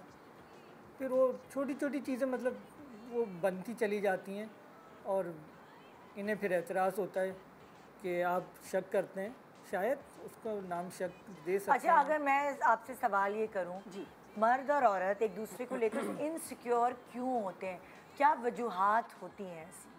देखिए, इनसिक्योर और ट्रस्ट दोनों हैंड इन हैंड है, राइट। अगर आपको ट्रस्ट डेफिसिट होता है तो इनसिक्योरिटी होगी, ठीक है। सो अब यहाँ ट्रस्ट डेफिसिट है और उसकी मिसाल भी मौजूद है फ़ायज़ा की शक्ल में, ठीक है। जब उन्होंने सोचा कि बहुत आराम से मम्मी को इन्होंने कह दिया कि फ़ायज़ा से बात कर रही हूँ, राइट, और वो यही थे, खुद ही थे, तो वो चीज़ उनके जहन में नक्श कर गई कि जब एक इंसान एक दफ़ा एक काम कर सकता है तो दोबारा भी कर सकता है, ठीक है ना। पहली बात तो ये है। सही। अच्छा, वो तो एक चले हमारे पास एक एविडेंस हो गया ना, हाँ, कि इन्होंने एक चीज़ की है। अब इनको ये यकीन नहीं आ रहा कि ये इन्होंने सिर्फ मेरे साथ किया है, ठीक है। हाँ। तो जहन में कहीं छोटा सा एक बूटा उगता है जिसमें एक आवाज़ आती है, एक फूल खिलता है कि ये जो खातून है ये मेरे अलावा अगर मुझसे बात कर सकती हैं तो मेरे अलावा भी किसी से कर सकती हैं, ठीक है। तो बेसिकली हमने इस चीज़ पे करना है कि अगर वो शक कर, देखिए शक जब होता है तो उसको या तो दूर किया जाता है, ठीक है। शक को जब दाग लग गया आपको तो आप कहते हैं ना वही दाग आप मिटा दें, धो दें कपड़े को, तो शक को दूर किया जाता है तो एविडेंस के साथ, ठीक है। आप उनसे उनकी रूटीन पूछें और वाइफ को चाहिए कि वो कहें कि मैं ओपन हूँ, I am open to any discussion.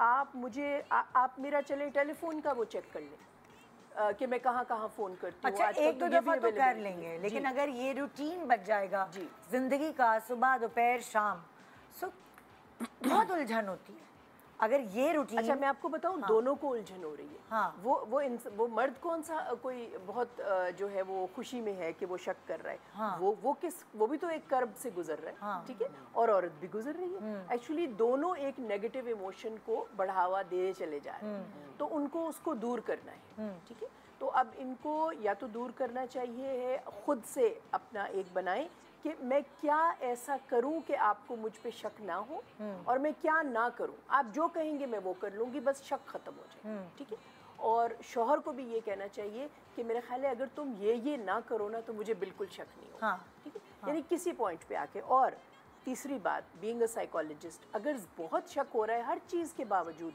तो फिर कोई मेंटल हेल्थ प्रॉब्लम। ओके, ठीक है, क्योंकि एक मेंटल हेल्थ प्रॉब्लम भी पैरानोया और डाउट्स और इस किस्म के नाम से होते हैं। अच्छा। जिसमें आप शक करते हैं। उसमें तो आप यहाँ तक शक करते हैं कि इसने मुझे चाय दी है, कुछ मिलाया हुआ होगा। ठीक है, और ये उधर उठ के गई है, मेरे खिलाफ कुछ काम कर रही है। या इसने, बच्चे ने, इवन छोटे बच्चे को भी कहते हैं कि देखो ये छोटा बच्चा जो है ना, ये मेरे पास नहीं आ रहा, तो तुमने इसको कुछ सिखा दिया। ठीक है, मेरे खिलाफ कर दिया। जी, अब ये है कि अब तो ये सिर्फ दो मियाँ बीवी है ना, तो जो इनकी फैमिली बढ़ेगी या कोई और मेंबर इंट्रोड्यूस होगा, मेड आएगी, नौकर आएगा, उस पर भी शक होगा। हाँ। ठीक है, अभी तो ये दोनों हैं। हाँ। और सिर्फ टेलीफोन पे कर रही हैं, तो वो फिर आप एविडेंस की जब तलाश में रहते हैं दूरबीन लगा के, तो फिर कहेंगे हम जूता लेने गए थे, वो जो बंदा आपको जूता दिखा रहा था वो आपकी तरफ देख के मुस्कुराया क्यों। यस, ठीक है, फिर ये बढ़ता जाएगा। हाँ। तो अगर इसको ये यहाँ पे हैंडल नहीं करेंगे। हाँ। हाँ। और दूसरी ये बात है कि वो क्यों शक कर रहे हैं कि वो छोड़ के चली जाएंगी, आप में ऐसी क्या कमी है कि वो आपको छोड़ देंगी। या आपसे सवाल है साहब से, थोड़ा जोर से प्लीज, थोड़ा जोर। एक फायजा, मुझे ऐसा तो नहीं लग रहा कि छोड़ के चली जाएंगी जी, लेकिन बस कुछ चीज़ें इधर उधर से बातें होना, लोग भी तो बहुत बातें बनाते हैं कि ऐसा हो जाएगा वैसा हो जाएगा। जी, एक चीज़, तुमने अपनी माँ को नहीं देखा, अपनी नानी को नहीं देखा, क्या उन्होंने इस तरह शादियाँ की थी। एक वो हमारे यहाँ मिसालें बहुत दी जाती हैं, जैसी जाई वैसी माही, नानी सेड नवासी आई, इस तरह की चीज़ें तुमने गलत ये सब कर शादी लिया। से पहले आपको असर नहीं कर रही थी, अब शादी के बाद ये सब चीज़ें असर करना शुरू हो गई। जब वो चीज़ आपको मिल गई जिसने कुर्बानी देके अपने घर की दहलीज फलांग के आपके पास आई है, तो ये सब चीज़ें, ये सारी बातें तो पहले भी बोलती होंगी ना नानी शादी से और आपकी अम्मी। मैम शादी से पहले दरअसल ये प्रैक्टिकल लाइफ मैंने सोची नहीं थी कि ऐसा हो जाएगा, इतनी बातें होंगी। अब आपको अंदाजा नहीं था कि शादी हो जाएगी। नहीं, मेरा ख्याल है आप सिर्फ उस रिलेशनशिप को एंजॉय कर रहे थे। नहीं, नो। शादी से 2 साल पहले इन्होंने मेरी बहुत मिन्नतें की हैं, इतनी मिन्नतें की हैं कि शायद ही किसी ने किसी की की हो। आप यकीन करिए, मुझे 1500 मैसेजेस एक साथ करते थे, तब कहीं जाकर मैंने एग्री किया तो था आप इनके उसी साथ वक्त बात सोचना करने। चाहिए था फिर तो कि कोई इशू लग रहा है। नहीं, पता है मुझे ये लग रहा है कि एक तो ये मेंटली बहुत, इमोशनली बहुत वीक इंसान है। आपको कह रही हूँ सॉरी, लेकिन मुझे ऐसे लग रहा है कि आप हर किसी की बात बहुत जल्दी सुन लेते हैं, कच्चे कानों के हैं आप। हाँ, इवन मुआशरे की भी सुने जा माशरे की भी सुन लेते हैं। देखिए, लोग आपके घर में आपको सुकून देने नहीं आएंगे, आपको पैसा देने नहीं आएंगे, आपके बिल्स नहीं पे करेंगे, आपका अपनी बीवी के साथ ताल्लुक सही नहीं होने देंगे। जैसे मैं आपको बता रही थी कि एक खातून थी, वो मुझे बार बार कहती थी कि मैं अपने हस्बैंड के साथ जाती हूँ, बड़ा मजा आता है, तुम क्यों नहीं जाती, तुम्हारे हस्बैंड तुम्हारे साथ क्यों नहीं जाते। इसी तरह बहुत सारे मर्द भी होते हैं जो अगर किसी को देखते हैं कि भाई इसकी अपनी मर्जी की शादी हो गई है, दे आर हैप्पी टुगेदर, तो वो आपकी ज़िंदगी में इस तरह की सरगोशियाँ करेंगे। कुरान में भी है ना, वो एक शैतान होता है जो ऐसे अच्छे कपल्स के बीच में सरगोशी डालता है, एक नेगेटिविटी डालता है, वहम क्रिएट करता है। तो अगर देखें, आप डिसाइड कर लें कि आपने ये ताल्लुक़ रखना है, अगर रखना है तो मोहब्बत से रखें, एक दूसरे पे ट्रस्ट अपना दोबारा सोचें कि भाई आज से मैं नई ज़िंदगी शुरू करेंगे हम आज से। लेकिन अगर ये इस तरह चलता रहेगा तो जो बच्चा आएगा वो भी साइकोलॉजिकली इस दुनिया में आके परेशान ही रहेगा। आप एक बुरा बच्चा बनाएंगे, एक बुरा इंसान इस दुनिया में लाएंगे, क्योंकि आप दोनों के अंदर इतनी नेगेटिविटी होगी। तो आप डिसाइड कर लें कि भाई अगर मोहब्बत है, कुछ बची हुई है, रखना है, तो एक दूसरे के साथ ताल्लुक़ को सही करने पे काम शुरू करें। क्योंकि देखिए, शिकायतें और बातें तो बहुत होंगी, लेकिन अगर हर शिकायत और हर बात पे कान धरेंगे और शक करेंगे तो फिर तो ज़िंदगी आपकी, देखिए जिसने रहना है ना, वो चाहे फ़ायज़ा से बात करे चाहे फैज़ान से बात करे, वो आपके साथ ही रहेगी। या जिसने नहीं रहना तो वो चाहे कुछ भी ना करे, आपको लगेगा बहुत अच्छी है और वो अचानक किसी दिन गायब हो जाएगी, तो आप क्या कर लेंगे? तो और आपके शक करने से क्या होगा? अगर खुदा ना खास्ता उसकी ज़िंदगी में कोई और आता है शख्स, तो आपके शक करने से तो वो नहीं निकलेगा ना।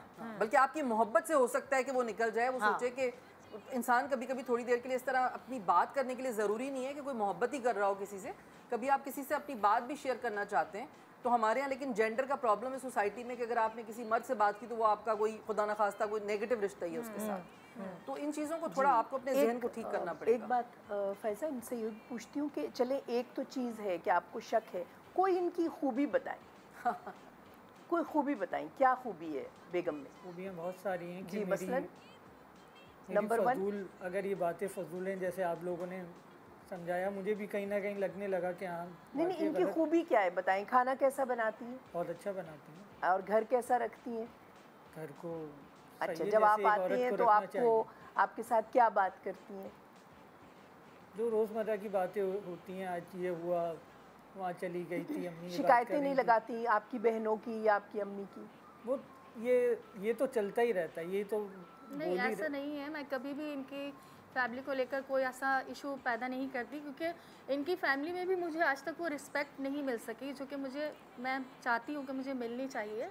क्योंकि अगर मैंने पसंद की शादी की है तो कोई गुनाह नहीं किया क्योंकि निकाह किया है। अच्छा, आप फिर ये बताएं कि आप मुआशरे को, आप लोग बार बार जिक्र कर रहे हैं, तो आप मुआशरे को क्या पैगाम देना चाहेंगी कि भाग के शादी करनी चाहिए? नहीं, मैं समझती हूँ शायद मैंने अपनी बहुत बड़ी गलती की है, क्योंकि जो रजामंदी वालिदैन के साथ होती है वो मतलब बच्चों को इतनी अकल नहीं होती, इतनी समझ नहीं होती कि वो अपनी ज़िंदगी का इतना बड़ा फ़ैसला खुद कर सकें। अच्छा, फ़र्ज़ कीजिए कि आपने, अगर आपको शादी करनी भी थी इनसे, आपने 10,000 मैसेजेस भेजे, तो आपने पेरेंट्स को कायल नहीं किया? अब आपसे सवाल है जो खातून नहीं मर्द। अच्छा जी, आपका क्या नाम है? मुझसे पूछ रही हैं? जी, आपसे पूछ रही। जी, फराज साहब, आपने अपने पेरेंट्स को कायल नहीं किया था? मैम, इन्होंने शायद बताया था, इनके यहाँ बिरादरी सिस्टम बहुत स्ट्रॉन्ग है। जी, इनके हमारे यहाँ नहीं था इतना। जी, तो मैंने रिश्ता भेजा था, लेकिन इनके वालिद वालदा वो नहीं माने, वो बिरादरी प्रॉब्लम।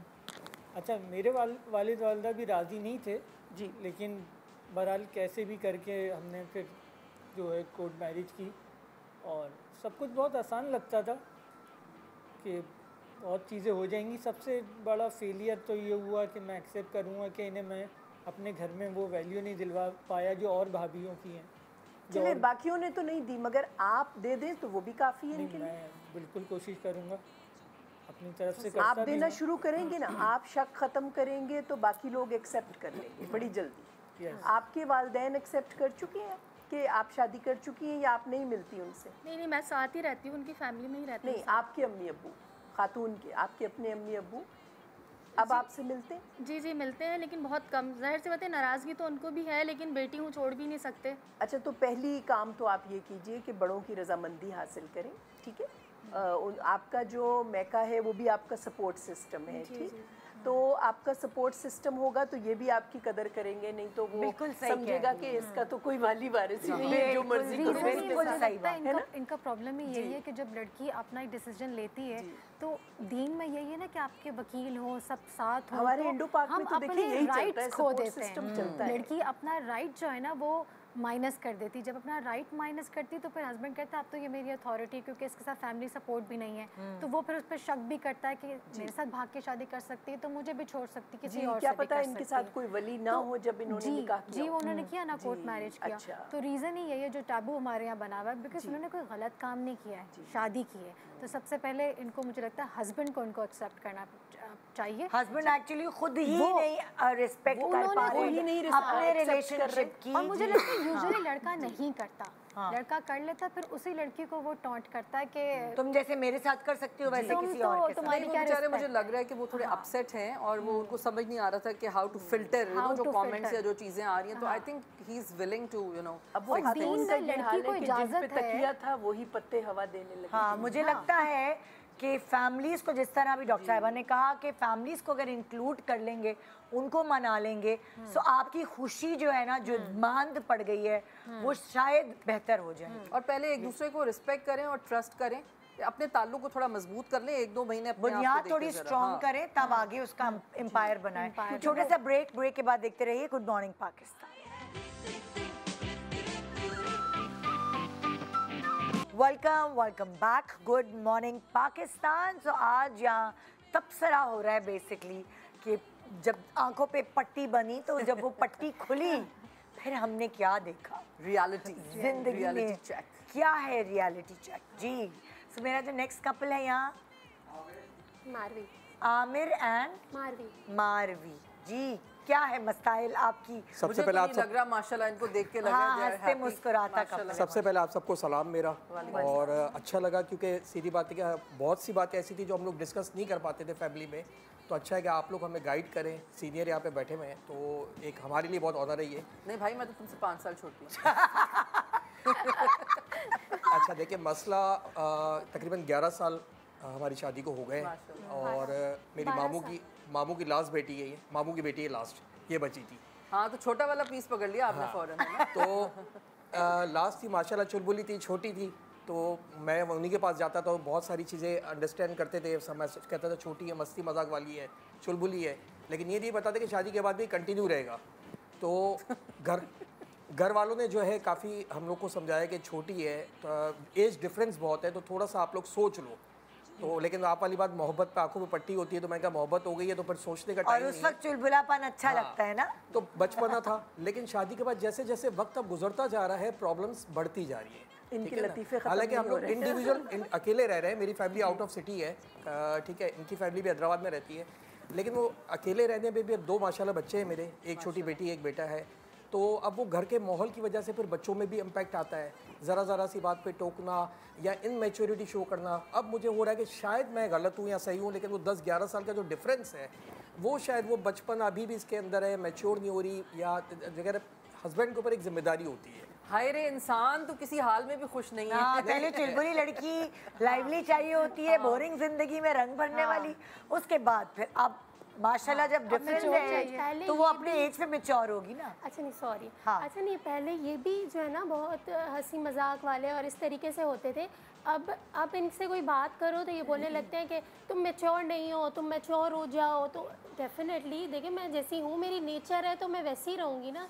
लड़कियां तो बड़ी होती नहीं, आपको पता है, वो नहीं, लड़कियां मैच्योर होती हैं। ये 80 तक ऐसी रहेगी ना, खुश मिजाज है, मैच्योर है, लेकिन मतलब चीज़ वो इनको अब इरिटेट करती हैं बातें ना। वो बोलते हैं कि जो है, अगर मैं कोई बात कर रहा हूँ तुम सीरियस होकर सुनो उसको। मैं जैसे अब हंस पड़ती हूँ या बोल पड़ती हूँ, वो बोलते हैं तुमसे तो बात करना ही फजूल है। तो सबसे मेन प्रॉब्लम ही हमारे बीच है, ये बोलते हैं तुम मैच्योर हो जाओ, तुम मैच्योर। अब इतनी मैच्योर हो गई हूँ, अपने काम खुद करती हूँ। मैच्योर की डिस्क्रिप्शन क्या है इनके नज़दीक? मैच्योरिटी आप किसे कहते हैं?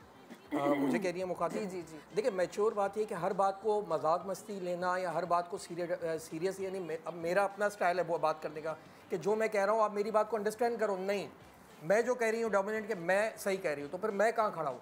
या ये कहते हैं आप अपने आप को बदलो, तो मैं क्या कैसे बदलूँ? क्या मैं उल्टा चलना शुरू कर दूँ?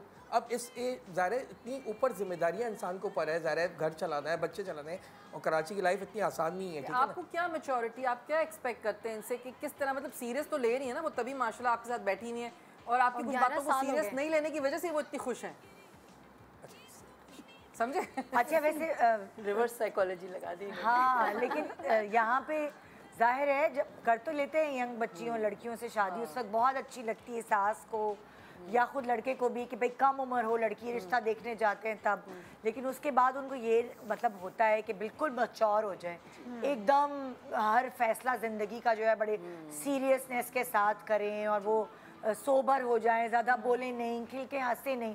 सो वो जो चीज़ अट्रैक्टिव लग रही होती है शादी से पहले, शादी के बाद फिर वही चीज़ खलने लगती है कि क्यों नहीं सीरियस। कोई बल्ब और कोई स्विच थोड़ी किसी के अंदर लगा होता है कि अच्छा जी ये इस तरह ऑन है और अब उसको ऑफ कर दिया जाए, बस अब ये मजाक मस्ती अच्छी नहीं लग रही। मतलब ये तो उसकी पर्सनैलिटी है ना, जब आपने उससे शादी की थी तो वो उसी पर्सनैलिटी के साथ आई थी, आपने उसको ऐसे एक्सेप्ट किया था, तो फिर अब आपको थोड़ा लेकिन बचपना ज्यादा भी तो मेरे ख्याल से नहीं होना चाहिए कि इतना बचपना कि अब तो बच्चे वाले हो गए हैं, थोड़ी बहुत तो मैच्योरिटी होनी चाहिए चीज़ों को। सिर्फ खाना बनाना तो जिंदगी का एक हिस्सा नहीं है ना, और भी बहुत सारी चीज़ें होती है। अब जैसे हर हफ्ते जो है वो कहती है घुमाने ले जाओ भाई, हफ्ता इतना जल्दी आ जाता है कि कभी इंसान नहीं भी जा सकता, नहीं उस पर गुस्सा करके बैठ जाएंगी तो अब क्या मनाने में ही पूरा टाइम लग जाए तो फिर आगे की ज़िंदगी कैसे गुजरेगी हमारी। बस इसी बात पे थोड़ा सा हमारे नोक शोक होती है कि थोड़ा सा अब आपको आगे सोचना चाहिए कि आगे बच्चों वाली लाइफ है, बच्चे आ गए, उनको भी देखना है। जो हम करेंगे वही बच्चों को हमारे ऊपर, जैसे हमारे बड़ों ने किया हमने उनको देखा सीखा, तो अब हम जो करेंगे माहौल जो होगा वो बच्चों में जाता है, और यही फिर साइकोलॉजिकल डिप्रेशन में बच्चे जाते हैं। ठीक है ना, तो हम चाहते हैं कि ऐसा कोई सिलसिला नहीं, घर में हंसी खुशी रहे, प्यार मोहब्बत रहे। अगर मैं वक्त का पाबंद नहीं हूँ, उनको ये शिकायत है कि वक्त का पाबंद नहीं है, हर घंटा, अब मैं पैदाइशी 1 घंटा लेट हूँ, मैं हर काम 1 घंटे बाद करता हूँ, कोई भी काम हो तो उस पर भी उनको बुरा लगता है। इनको शुरू से ही कि नहीं मेरे साथ तो टाइम पर थे, अब क्यों ऐसा हो गया। तो अगर 1 घंटा लेट हो तो मेरी एक आदत में है, हैबिट है, मैं नहीं चेंज कर सकता हूँ। अब इस वक्त नहीं, इनको 1 घंटे पहले का टाइम दिया करें, अब आपको पता चल चुका है। घड़ी 1 घंटा पीछे कर दें, पूरे घर की घड़ियाँ। अच्छा, 1 घंटा आगे हो जाता हूँ। अच्छा, ये कह रहे हैं कि मैं अपने आप को चेंज नहीं कर सकते, लड़की को चेंज करना चाह रहे हैं। पहले ये माइंडसेट सही नहीं है ना कि आप दोनों को चेंज होना है, दोनों को एडजस्ट करना है एक दूसरे के। अच्छा, बेसिकली मैं जो इनकी बात समझी हूँ ना, ये समझा नहीं पा रहे हैं। एक्चुअली प्रॉब्लम ये है कि देखिए, जब ज़ाहिर है ज़िंदगी की प्रैक्टिकल लाइफ शुरू होती है शादी के बाद, तो चाहे वो लड़की चुलबुली हो या कुछ हो, मगर कुछ डिसीजंस उसको मैच्योरली लेने पड़ते हैं, चाहे वो बच्चों की एजुकेशन को लेकर हो, चाहे वो घर के अखराजात को लेकर हो, या वो रूठने मनाने को लेकर हो। सो ये बेसिकली ये नहीं बता पा रहे, जो मैं इनको ऑब्जर्व कर पाई हूँ, ये एक्सप्लेन नहीं कर पा रहे अपने आप को कि किस चीज़ में वो रिस्पॉन्सिबल नहीं। मेरा ख्याल से वो घर की जिम्मेदारियों में रिस्पॉन्सिबल टाइम पे नहीं जाते। नहीं, मैं माशाल्लाह सब कुछ मैंने मैनेज करके रखा हुआ है। मैं 12 साल से अकेली ही रही हूँ। जब से मैं शादी करके आई, मैं प्रेगनेंसीज़ का वक्त गुजरा, सब हुआ, मैंने सब अकेले फेस किया है। ठीक है, इनकी सपोर्ट थी, हाँ, इनकी सपोर्ट थी मेरे साथ। फैमिली आपको पता है आउट ऑफ स्टेट, हर कोई अपने बिजी लाइफ है हर किसी की, कोई किसी के पास नहीं आता इतना। तो ये था, मैंने सब कुछ अपने अकेले ही किया है। उसके बावजूद भी बोलते हैं तुम रिस्पॉन्सिबल नहीं हो, तुम ये नहीं करती। हालांकि जाहिर सी बात है, प्रिंसिपल चाहिए क्या कोई घर में? हाँ। एक इतनी अच्छी हस्ती मुस्कुराती है। देखिए, आपको से मुझे ऐसा लगता है कि शायद कभी आप कोई बहुत सीरियस बात कर रहे होते होंगे शायद, तो उस वक्त वो आपकी शायद आपको इतना टाइम नहीं दे पाती, इसमें मेरे ख्याल आपको फील होता ज़्यादा मुझे है ना। ऐसा तो मुझे और बाकी कुछ नहीं नज़र आ रहा है, क्योंकि देखिए उसका कसूर नहीं, आपको ये देखना पड़ेगा जब आपका अपना इतना मतलब एज डिफरेंस है, तो ज़ाहिर है अभी आप ज़िंदगी में जहाँ खड़े हुए, आपकी सोच, आपकी हर चीज़ थोड़ी अलग है, ज़्यादा इनसे मैच्योर है, तो शायद आपको इसलिए अब ये ज़्यादा फील हो रहा है। लेकिन वो वैसी हैं जैसी आप लाए थे। लेकिन आप ये कर लें कि थोड़ा सा जब उनकी कोई बात हो तो मत हंसा करो ना, हंसने वाली बात पे भी मुंह बना के बैठी रहा करो, और सुन लिया करो, और सीरियस हो जाया करो, आंसू बहा लिया करो। दो कि ना इतनी मुश्किल है आपकी ज़िंदगी, देखें मैं आपके साथ हूँ।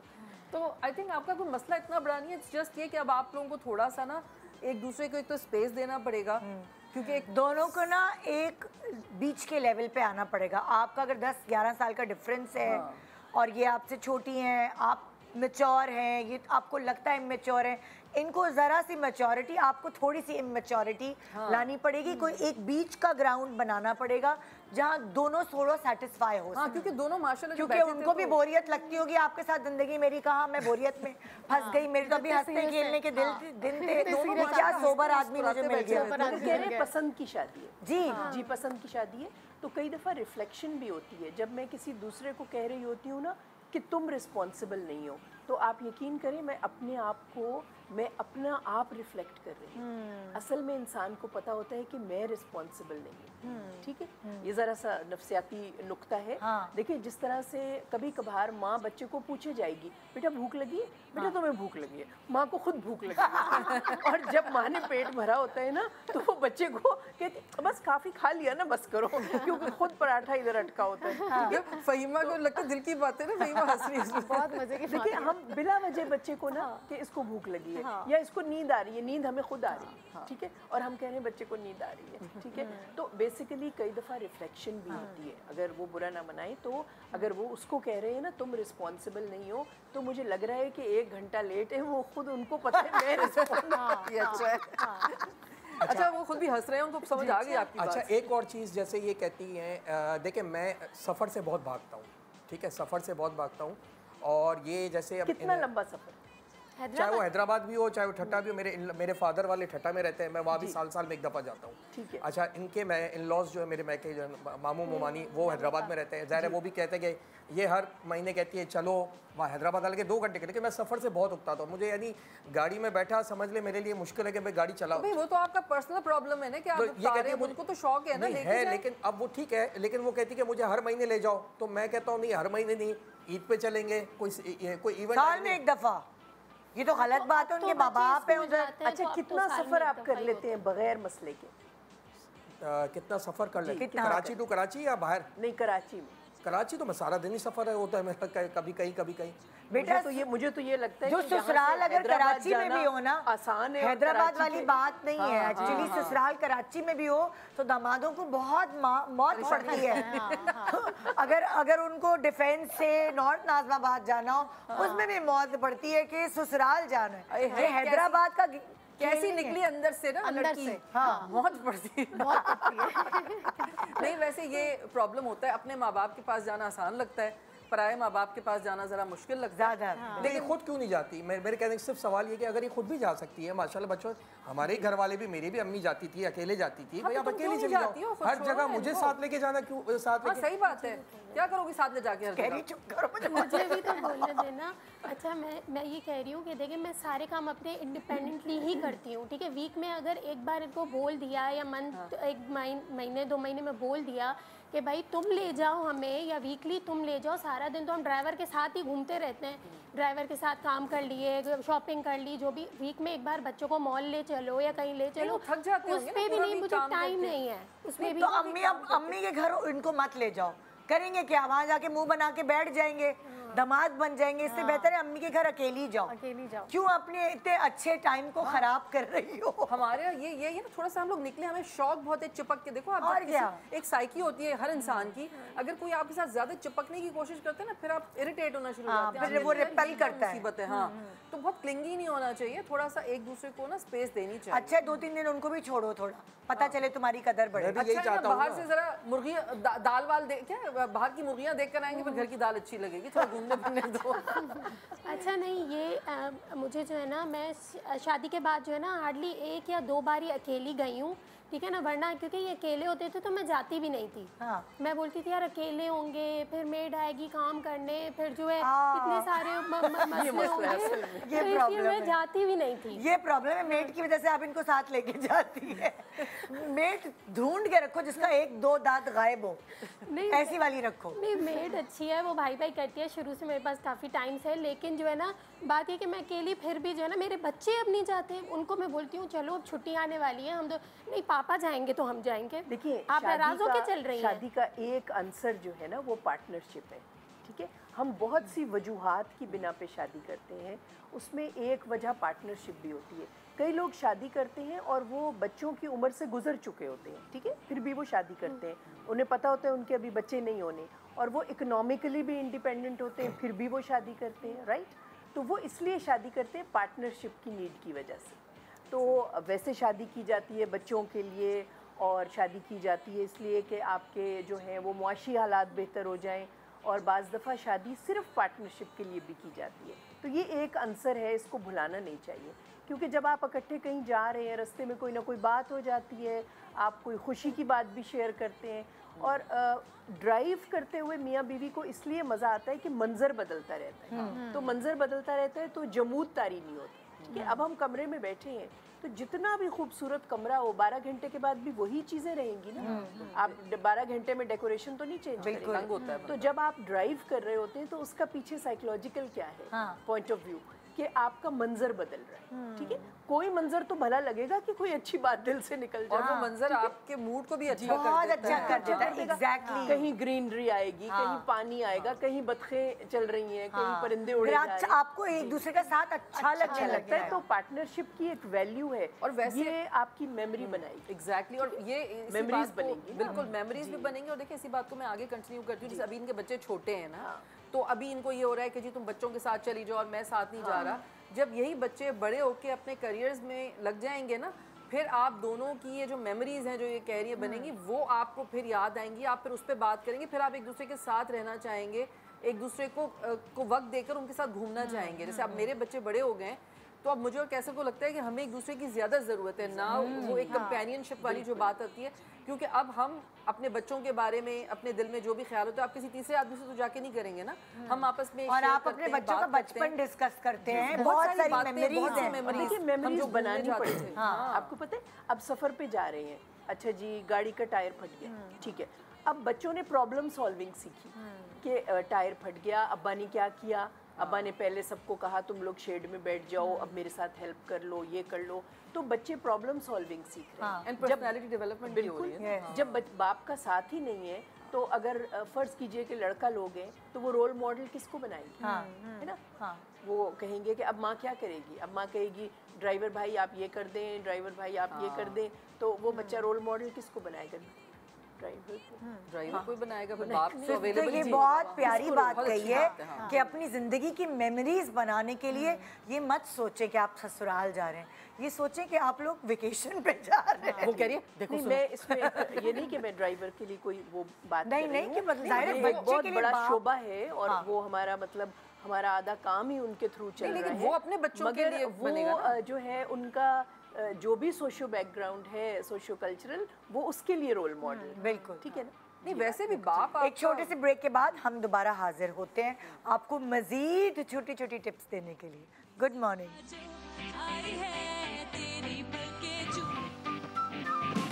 Welcome back. Good morning Pakistan. और अब मेरे पास जो जोड़ा मौजूद है वो है रुबाब एंड शाहरुख, और यहाँ क्या मुसीबतें, मुश्किलात, आजमाइशें और कौन सी पट्टियाँ खुली, आइए सुनते हैं जी। सबसे पहले आप सब लोगों को अस्सलाम वालेकुम। थोड़ा सा जोर से बोलें, कॉन्फिडेंस के साथ। अस्सलाम वालेकुम ऑल। और सबसे पहले मैं बहुत शुक्रिया अदा करना चाहता हूँ आप सब लोगों का और ARY का कि मुझे यहाँ पे फ्रस्ट्रेशन निकालने का मौका मिला है।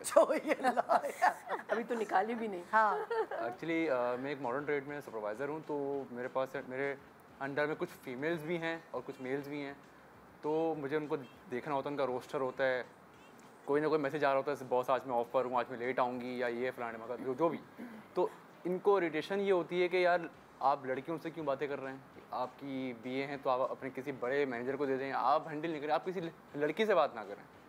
तो ये क्योंकि मेरा काम है, मैं वहाँ का डिपार्टमेंट का मैनेजर हूँ, तो मेरे अंडर में बहुत सारी BAs हैं और स्टाफ है, तो मुझे उनको देखना होता है। अब इरिटेशन उनको होती है कि आप एक तो काम पर भी उनसे बातें कर रहे हैं और घर आने के बाद भी कॉल पे या मैसेज पे जो है उनसे बात कर रहे हैं, तो उनसे इस वजह से इनका मूड ख़राब ही रहता है सर। कभी मैंने आई थिंक इन 5 महीनों में 1-2 बार ही मूड सही देखा होगा, वो भी कुछ ट्रीट देने के बाद। मैं वैसे ऑनेस्टली मैं बताऊं, मुझे लगता है ना हमें इस सारी बकवास से निकलना पड़ेगा। ये जो बात है ना कि किससे बात कर रहे हो, किससे बात कर रही हो, है ना, मुझे लगता है ये बहुत अजीब बकवास बात है। जिंदगी अजीब दफा बात करके मसला हल कर, बट मुझे लगता है ये ट्रस्ट बात करके मसला हल कर। मुझे लगता है ट्रस्ट की बेस भी यही है। आप इतना इनसिक्योर क्यों होती हैं? अच्छा आप लड़की की बात भी सुन लेते हैं ना, ताकि हमें पता चले असल कहानी क्या है। ऐसी बात नहीं है कि मैं शक करती हूँ या बहुत दरअसल ये होता है ना, एक बंदा किसी को बहुत ज़्यादा पॉजिटिव होता है, तो इसी तरह मतलब मुझे ना अपने अलावा कोई और कोई पसंद नहीं है किसी का जिक्र करना या कोई बात करना।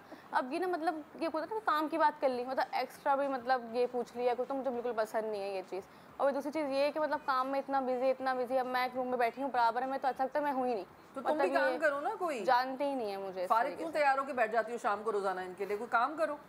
नहीं एक्चुअली पता है मैं जॉब करती थी पहले, लेकिन मेरा हार्ट का इशू था, हार्ट पेशेंट हूँ, तो मेरा बाईपास ही हो, तो जॉब मैं वैसे भी कर रही थी, लेकिन रिसेंटली अभी हार्ट ब्लॉक हो रहा था मैं, तो अभी मुझे पेस मेकर भी लगा 3 महीने पहले, तो अभी मैं बिल्कुल भी जॉब ज्वाइन नहीं कर सकती हूँ। तो मैं घर में अकेली होती हूँ, तो मुझे इनकी ज़रूरत होगी ना, जब कोई होगा ही नहीं मेरे पास। चलो बहन, हमारा तो सिंपैथी वोट अब तुमको चला गया, उस बेचारे को क्या बोले अब हम। तो मुझे इनकी नीड होती है। अभी सुबह से गए रात क्लोजिंग पे आते हैं। अब आप खुद बताएं, मैं सुबह 9 बजे से उठी हुई हूँ, मुझे किसी चीज़ की ज़रूरत हो सकती है, कभी हॉस्पिटल की, कभी खाने पीने की, आजकल इतने मसले मसाइल हैं, तो ये इतने बिजी हैं, मैं उसको कॉल करती हूँ तो नेटवर्क नहीं है, कुछ नहीं, लेकिन इनको एट अ टाइम ऑनलाइन के कुछ होना चाहिए ना ऐसा। मेरे मोबाइल का इशू है, बैटरी इशू है, ये है वो है, लेकिन ये नहीं सोच रही है कि जो मेरी वाइफ है मतलब वो किस कंडीशन में, एक सीरियस पेशेंट है साथ में, तो उनको ये सोचना चाहिए था ना पहले से ही। नहीं तो आप अकेले रहते हो? जी मैं सेपरेट रहता हूँ, मैं हूँ, मेरी वालदा हैं और मेरी वाइफ है बस। नहीं तो इनकी वालदा तो है ना, वो मतलब ऐसे होती हैं, मतलब कभी वो अपने बड़े बेटे के यहाँ चली आएंगी, कुछ दिन वहाँ रहती हैं, कुछ दिन मेरे पास, तो कभी अपनी बेटी के तो आपको शादी से पहले पता था कि ये इनको ये सारे प्रॉब्लम? जी, इनको सारी चीज़ें पता थी स्टार्टिंग से। आपको और इनके हवाले से इनका हार्ट पेशेंट, बिल्कुल मुझे सब कुछ each and everything I know. अच्छा। और इनका 2012 में बाईपास हुआ था, हार्ट ब्लॉक हुआ था। फिर 2023 में इनका जो पेस मेकर लगा, क्योंकि दोबारा ब्लॉक आया था हाथ में और डॉक्टर ने कहा था कि अब बहुत मुश्किल है, तो पेस मेकर लगाना होगा। तो स्टार्ट ये हुआ कि मेरी शादी के 6 महीने पहले इनको पेस मेकर लगा। और एक तो हार्ट पेशेंट के बावजूद। कितना अर्सा हो गया आपकी शादी को? 5वां महीना है अभी। 5 मंथ हो गए। अच्छा। फर्स्ट ऑफ ऑल मेरे घर वाले तो थोड़े से वो हो रहे थे कि यार हार्ट पेशेंट है, देख लो, रिस्पॉन्सिबिलिटी बहुत बड़ी है, क्योंकि मैंने पसंद करा है और मेरी रिस्पॉन्सिबिलिटी है, तो मैंने ओन करा इस चीज़ को। कोई इशू नहीं है, क्योंकि मैंने जब मोहब्बत करी है तो ज़ाहिर है मैं ओन करूँगा। तो फिर हुआ कुछ यूँ कि शादी के कुछ महीने पहले जब दोबारा इनका हार्ट का कुछ हुआ मसला पेस मेकर के लिए, मैं खुद लेकर गया इनको NICVD, तो एडमिट कर लिया फ़ॉरेन कंडीशन देख के। तो फिर जब मैं घर आया हूँ उसके नेक्स्ट डे ऑपरेशन के, तो मेरे घर वालों ने मुझे बिठाया, समझाया कि देखो अब एक और मसला हो गया, ये सीरियस कंडीशन है, फिर सोच लो तुम जाओगे या वही है। तो मैंने कहा नहीं, मैं देखूँगा, मेरी रिस्पॉन्सिबिलिटी। आशिक होते हैं, हम दिलों की बात करते हैं, ये वाकई उनके दिल का ख्याल रख रहे हैं, यानी फिजिकली भी उनके दिल का ख्याल रख रहे हैं, बहुत बड़ी बात। मतलब मैं यही चाहती हूँ, मतलब ये मेरे पास मौजूद है, काम करें, लेकिन मुझसे एटलीस्ट थोड़ा सा मैं इनको क्रेडिट दे दूं वैसे कि वो आपका ख्याल कर रही हैं। और देखिए किसी को मालूम भी है, उनको पहले से ही पता था कि, तो इसका मतलब है कि आपकी कुछ आदतें इतनी अच्छी होंगी कि उसके ऊपर बाकी सारी चीज़ें उन्होंने छोटी करार दे दी और आपसे शादी की। तो ऐसी क्या खसूसियात है इनके अंदर? इनका हार्ट जो है, इनका जो दिल है, एक तो बहुत प्योर है। मैंने जो ऑब्ज़र्व करा इनको देखकर, इनको मिलकर, क्योंकि हम भी एक मॉडर्न ट्रेड में ही थे पहले और वहीं से हम लोगों ने पसंद करा एक दूसरे को। तो एक वाइफ मटेरियल कहते हैं जिसको आज के लड़के, तो यानी कि मैंने देख लिया कि यार प्योर हार्ट वाली लड़की है और मैंने इनके साथ शादी करनी है, कुछ भी हो जाए। ठीक है, कुछ थोड़ा एक्सप्लेन करें ताकि हमारे नाजरीन को भी पता चले कि कौन सी जो लड़की है वो आपका वर्ड यूज़ करती हूँ वाइफ मटेरियल है। आजकल जो जनरेशन है तो उसमें बहुत कॉमन हो गया कि किसी के नज़रिए से भी आप जज कर सकते हो कि कौन सी लड़की क्या है, क्योंकि मोस्टली ये हो चुका है अब, पहले नहीं था लेकिन अब हो गया है, क्योंकि जनरेशन कुछ नेगेटिविटी की तरफ भी जा रही है। आपका मतलब है कि जो लड़की घर में आराम से रहना चाहे, ग्राउंडेड हो, मिजाज उसका धीमा हो, उसको आप कहेंगे कि वाइफ मटेरियल है? ये हो भी सकता है, लेकिन वो लॉयल्टी की बात करें बेसिकली। ठीक, लॉयल्टी की बात लॉयल्टी है, क्योंकि इन्होंने जब मुझे बताया कि मैंने फैमिली में डिस्कस करना है आपको, करूँ या नहीं करूँ, मैं कहा जी बिल्कुल करें, क्योंकि मैं ऑलरेडी कर चुका हूँ। तो ये शॉकिंग आपने कैसे कर दिया, कभी तो हमारे 2 दिन हुए सिर्फ बात हुए जी। तो मैंने उनको बताया कि आपको मैं सब इंट्रोड्यूस करवा चुका हूँ घर के अंदर, और आप बात करें तो इंशाल्लाह मैं रिश्ता लेकर आऊँगा। ये देखिए, ये पहले से एक फ़र्क सिनेरियो है जिसमें वो लड़की लड़के को पसंद करती है मगर अपने घर वालों को बता के, ठीक है। तो अब उनके साथ वो हालात नहीं आए कि घर से भागना पड़ा, ठीक है। उन्होंने पहले बताया और सब कुछ किया, तो घर की भी सपोर्ट है, और उसके बाद अब सिर्फ आपका शक बाकी है ना इनके ऊपर, और कोई मसला नहीं। और दूसरी बात ये कि इनकी सेंसिटिविटी थोड़ी ज़्यादा है इनकी तबीयत की वजह से, तो शायद जो एक दूसरी लड़की होती जिसको इस तरह की कोई मेडिकल प्रॉब्लम्स नहीं होती, वो इसको किसी और तरह ले रही होती। उनकी इनसिक्योरिटी इसीलिए भी है कि वो शायद अपने आप को कंप्लीट नहीं फील करती उनकी हेल्थ कंडीशंस की वजह से। और मेरे ख्याल लड़का की तरफ से एक मसला आ रहा है, वर्क होम बैलेंस नहीं है ना, क्योंकि जब घर आ गए तो अब भी काम किए जा रहे हैं, तो थोड़ा सा वर्क होम बैलेंस के आप थोड़ा टेलीफोन कॉल्स 1-2 घंटे ना लें जब वाइफ का टाइम है, एक्चुअली वाइफ मटेरियल का टाइम है। एक्चुअली वो ये था कि शादी के कुछ टाइम पहले इत्तफाकन मेरी जॉब ख़त्म हो गई थी और बहुत बड़ा एक क्राइसिस मेरे ऊपर बहुत बड़ा क्राइसिस आ गया था। तो और इवन के मेरा घर भी रेंट का था और अभी भी मैं रेंट पर ही हूँ, तो इनकी तरफ से ना हो गई थी, इनके पेरेंट्स की तरफ के यार रेंट का घर है और तुम्हारा इतना बड़ा मसला है, कैसे रिस्पॉन्सिबिलिटी उठाएगा। बट मैंने उस चीज़ को फोकस करा कि कुरान शरीफ में एक आयत है कि निकाह करो और देने वाली ज़ात ऊपर वाली की है, तो मैंने उसको कंसंट्रेट करके मैंने स्टेप उठाया और मैंने कहा इंशाल्लाह अल्लाह ताला कराएगा जो भी, क्योंकि जब दोनों इतनी अच्छी बातें कर रहे हो, मुझे लगता है सिर्फ बात ये कि आप अपने आप को, मैं तो सबको यही कहती हूँ भाई जो आपका है वो आपका रहेगा, कहीं नहीं जाएगा। तो आप दोनों अगर इस चीज़ को एक तो एक्सेप्ट कर लें, और देखो अगर उसने काम नहीं करेगा, उसके जॉब के इश्यूज हैं, और अगर तुम फ़ोन हमने उस गैजेट को इतना ख़तरनाक बनाया हुआ है, लेकिन फ़ोन एक्चुअली काम की भी चीज़ है। दूसरी मैं एक और बात कहना चाहूँगी, मैं आपसे खातून से कहना चाहूँगी कि वो ज़ाहिर है आपके मेडिकल के खर्चे भी होंगे, सब कुछ है, इखराजात नॉर्मल घराने से ज़्यादा हैं, सो उसको ज़्यादा काम करना पड़ेगा। उसकी मोहब्बत करने का ये भी एक तरीका है कि अगर खुदा ना खास्ता कोई ऐसी प्रॉब्लम हुई तो उसको किसी के आगे हाथ ना फैलाना पड़े। सो एक नॉर्मल लड़के के अलावा उसको एक्स्ट्रा काम करना पड़ रहा है, इस चीज़ को अप्रिशिएट करो। और वो भी तो इन्हीं के लिए कर रहे हैं। मैं अप्रिशिएट करती हूँ बिल्कुल उनको, ये भी बल्कि मैं तो खुद शौक, तो मतलब कोई मर्द आजकल ऐसा नहीं है जो मतलब इतनी किसी के तो खामियां उसको यही वाली बातें जो तुम हमसे कर रही हो, ये कभी अकेले में अपने आप से किया करो, तो तुम्हारे अंदर ये वसवसे और ये जो डर है और ये खौफ है ये पैदा नहीं होगा। बस मैं ये कहती हूँ मुझे मतलब कांटेक्ट में रहो मुझसे, अब बिल्कुल कांटेक्ट में रहो। मसला ये कि जहाँ मैं जॉब करता हूँ वो बेसमेंट का एरिया है और वहाँ नेटवर्क नहीं होते, और अब किसी जगह का वाईफाई लेना तो है ना, लैंडलाइन का नंबर दे दो भाई उसे। मैं वो हर वक्त फोन करती रही।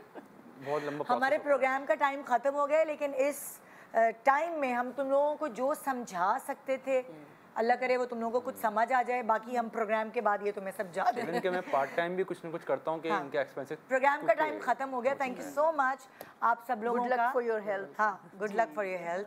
तो ये था हमारा आज का शो। मोहब्बत बहुत खूबसूरत, बहुत प्यारी चीज़ है, इसको बरकरार रहने दे शादी के बाद भी। प्लीज़ इसका नाम नहीं डुबोए शादी के बाद। और ये जो पट्टी है ये कभी कभार आंखों पे बंधी रहे तो ही अच्छा रहता है, ज़िंदगी अच्छी गुजरती है ना। गुड मॉर्निंग पाकिस्तान एंड खुदा हाफिज़। सुबह जो आई है तेरी पलके चूम के, हवा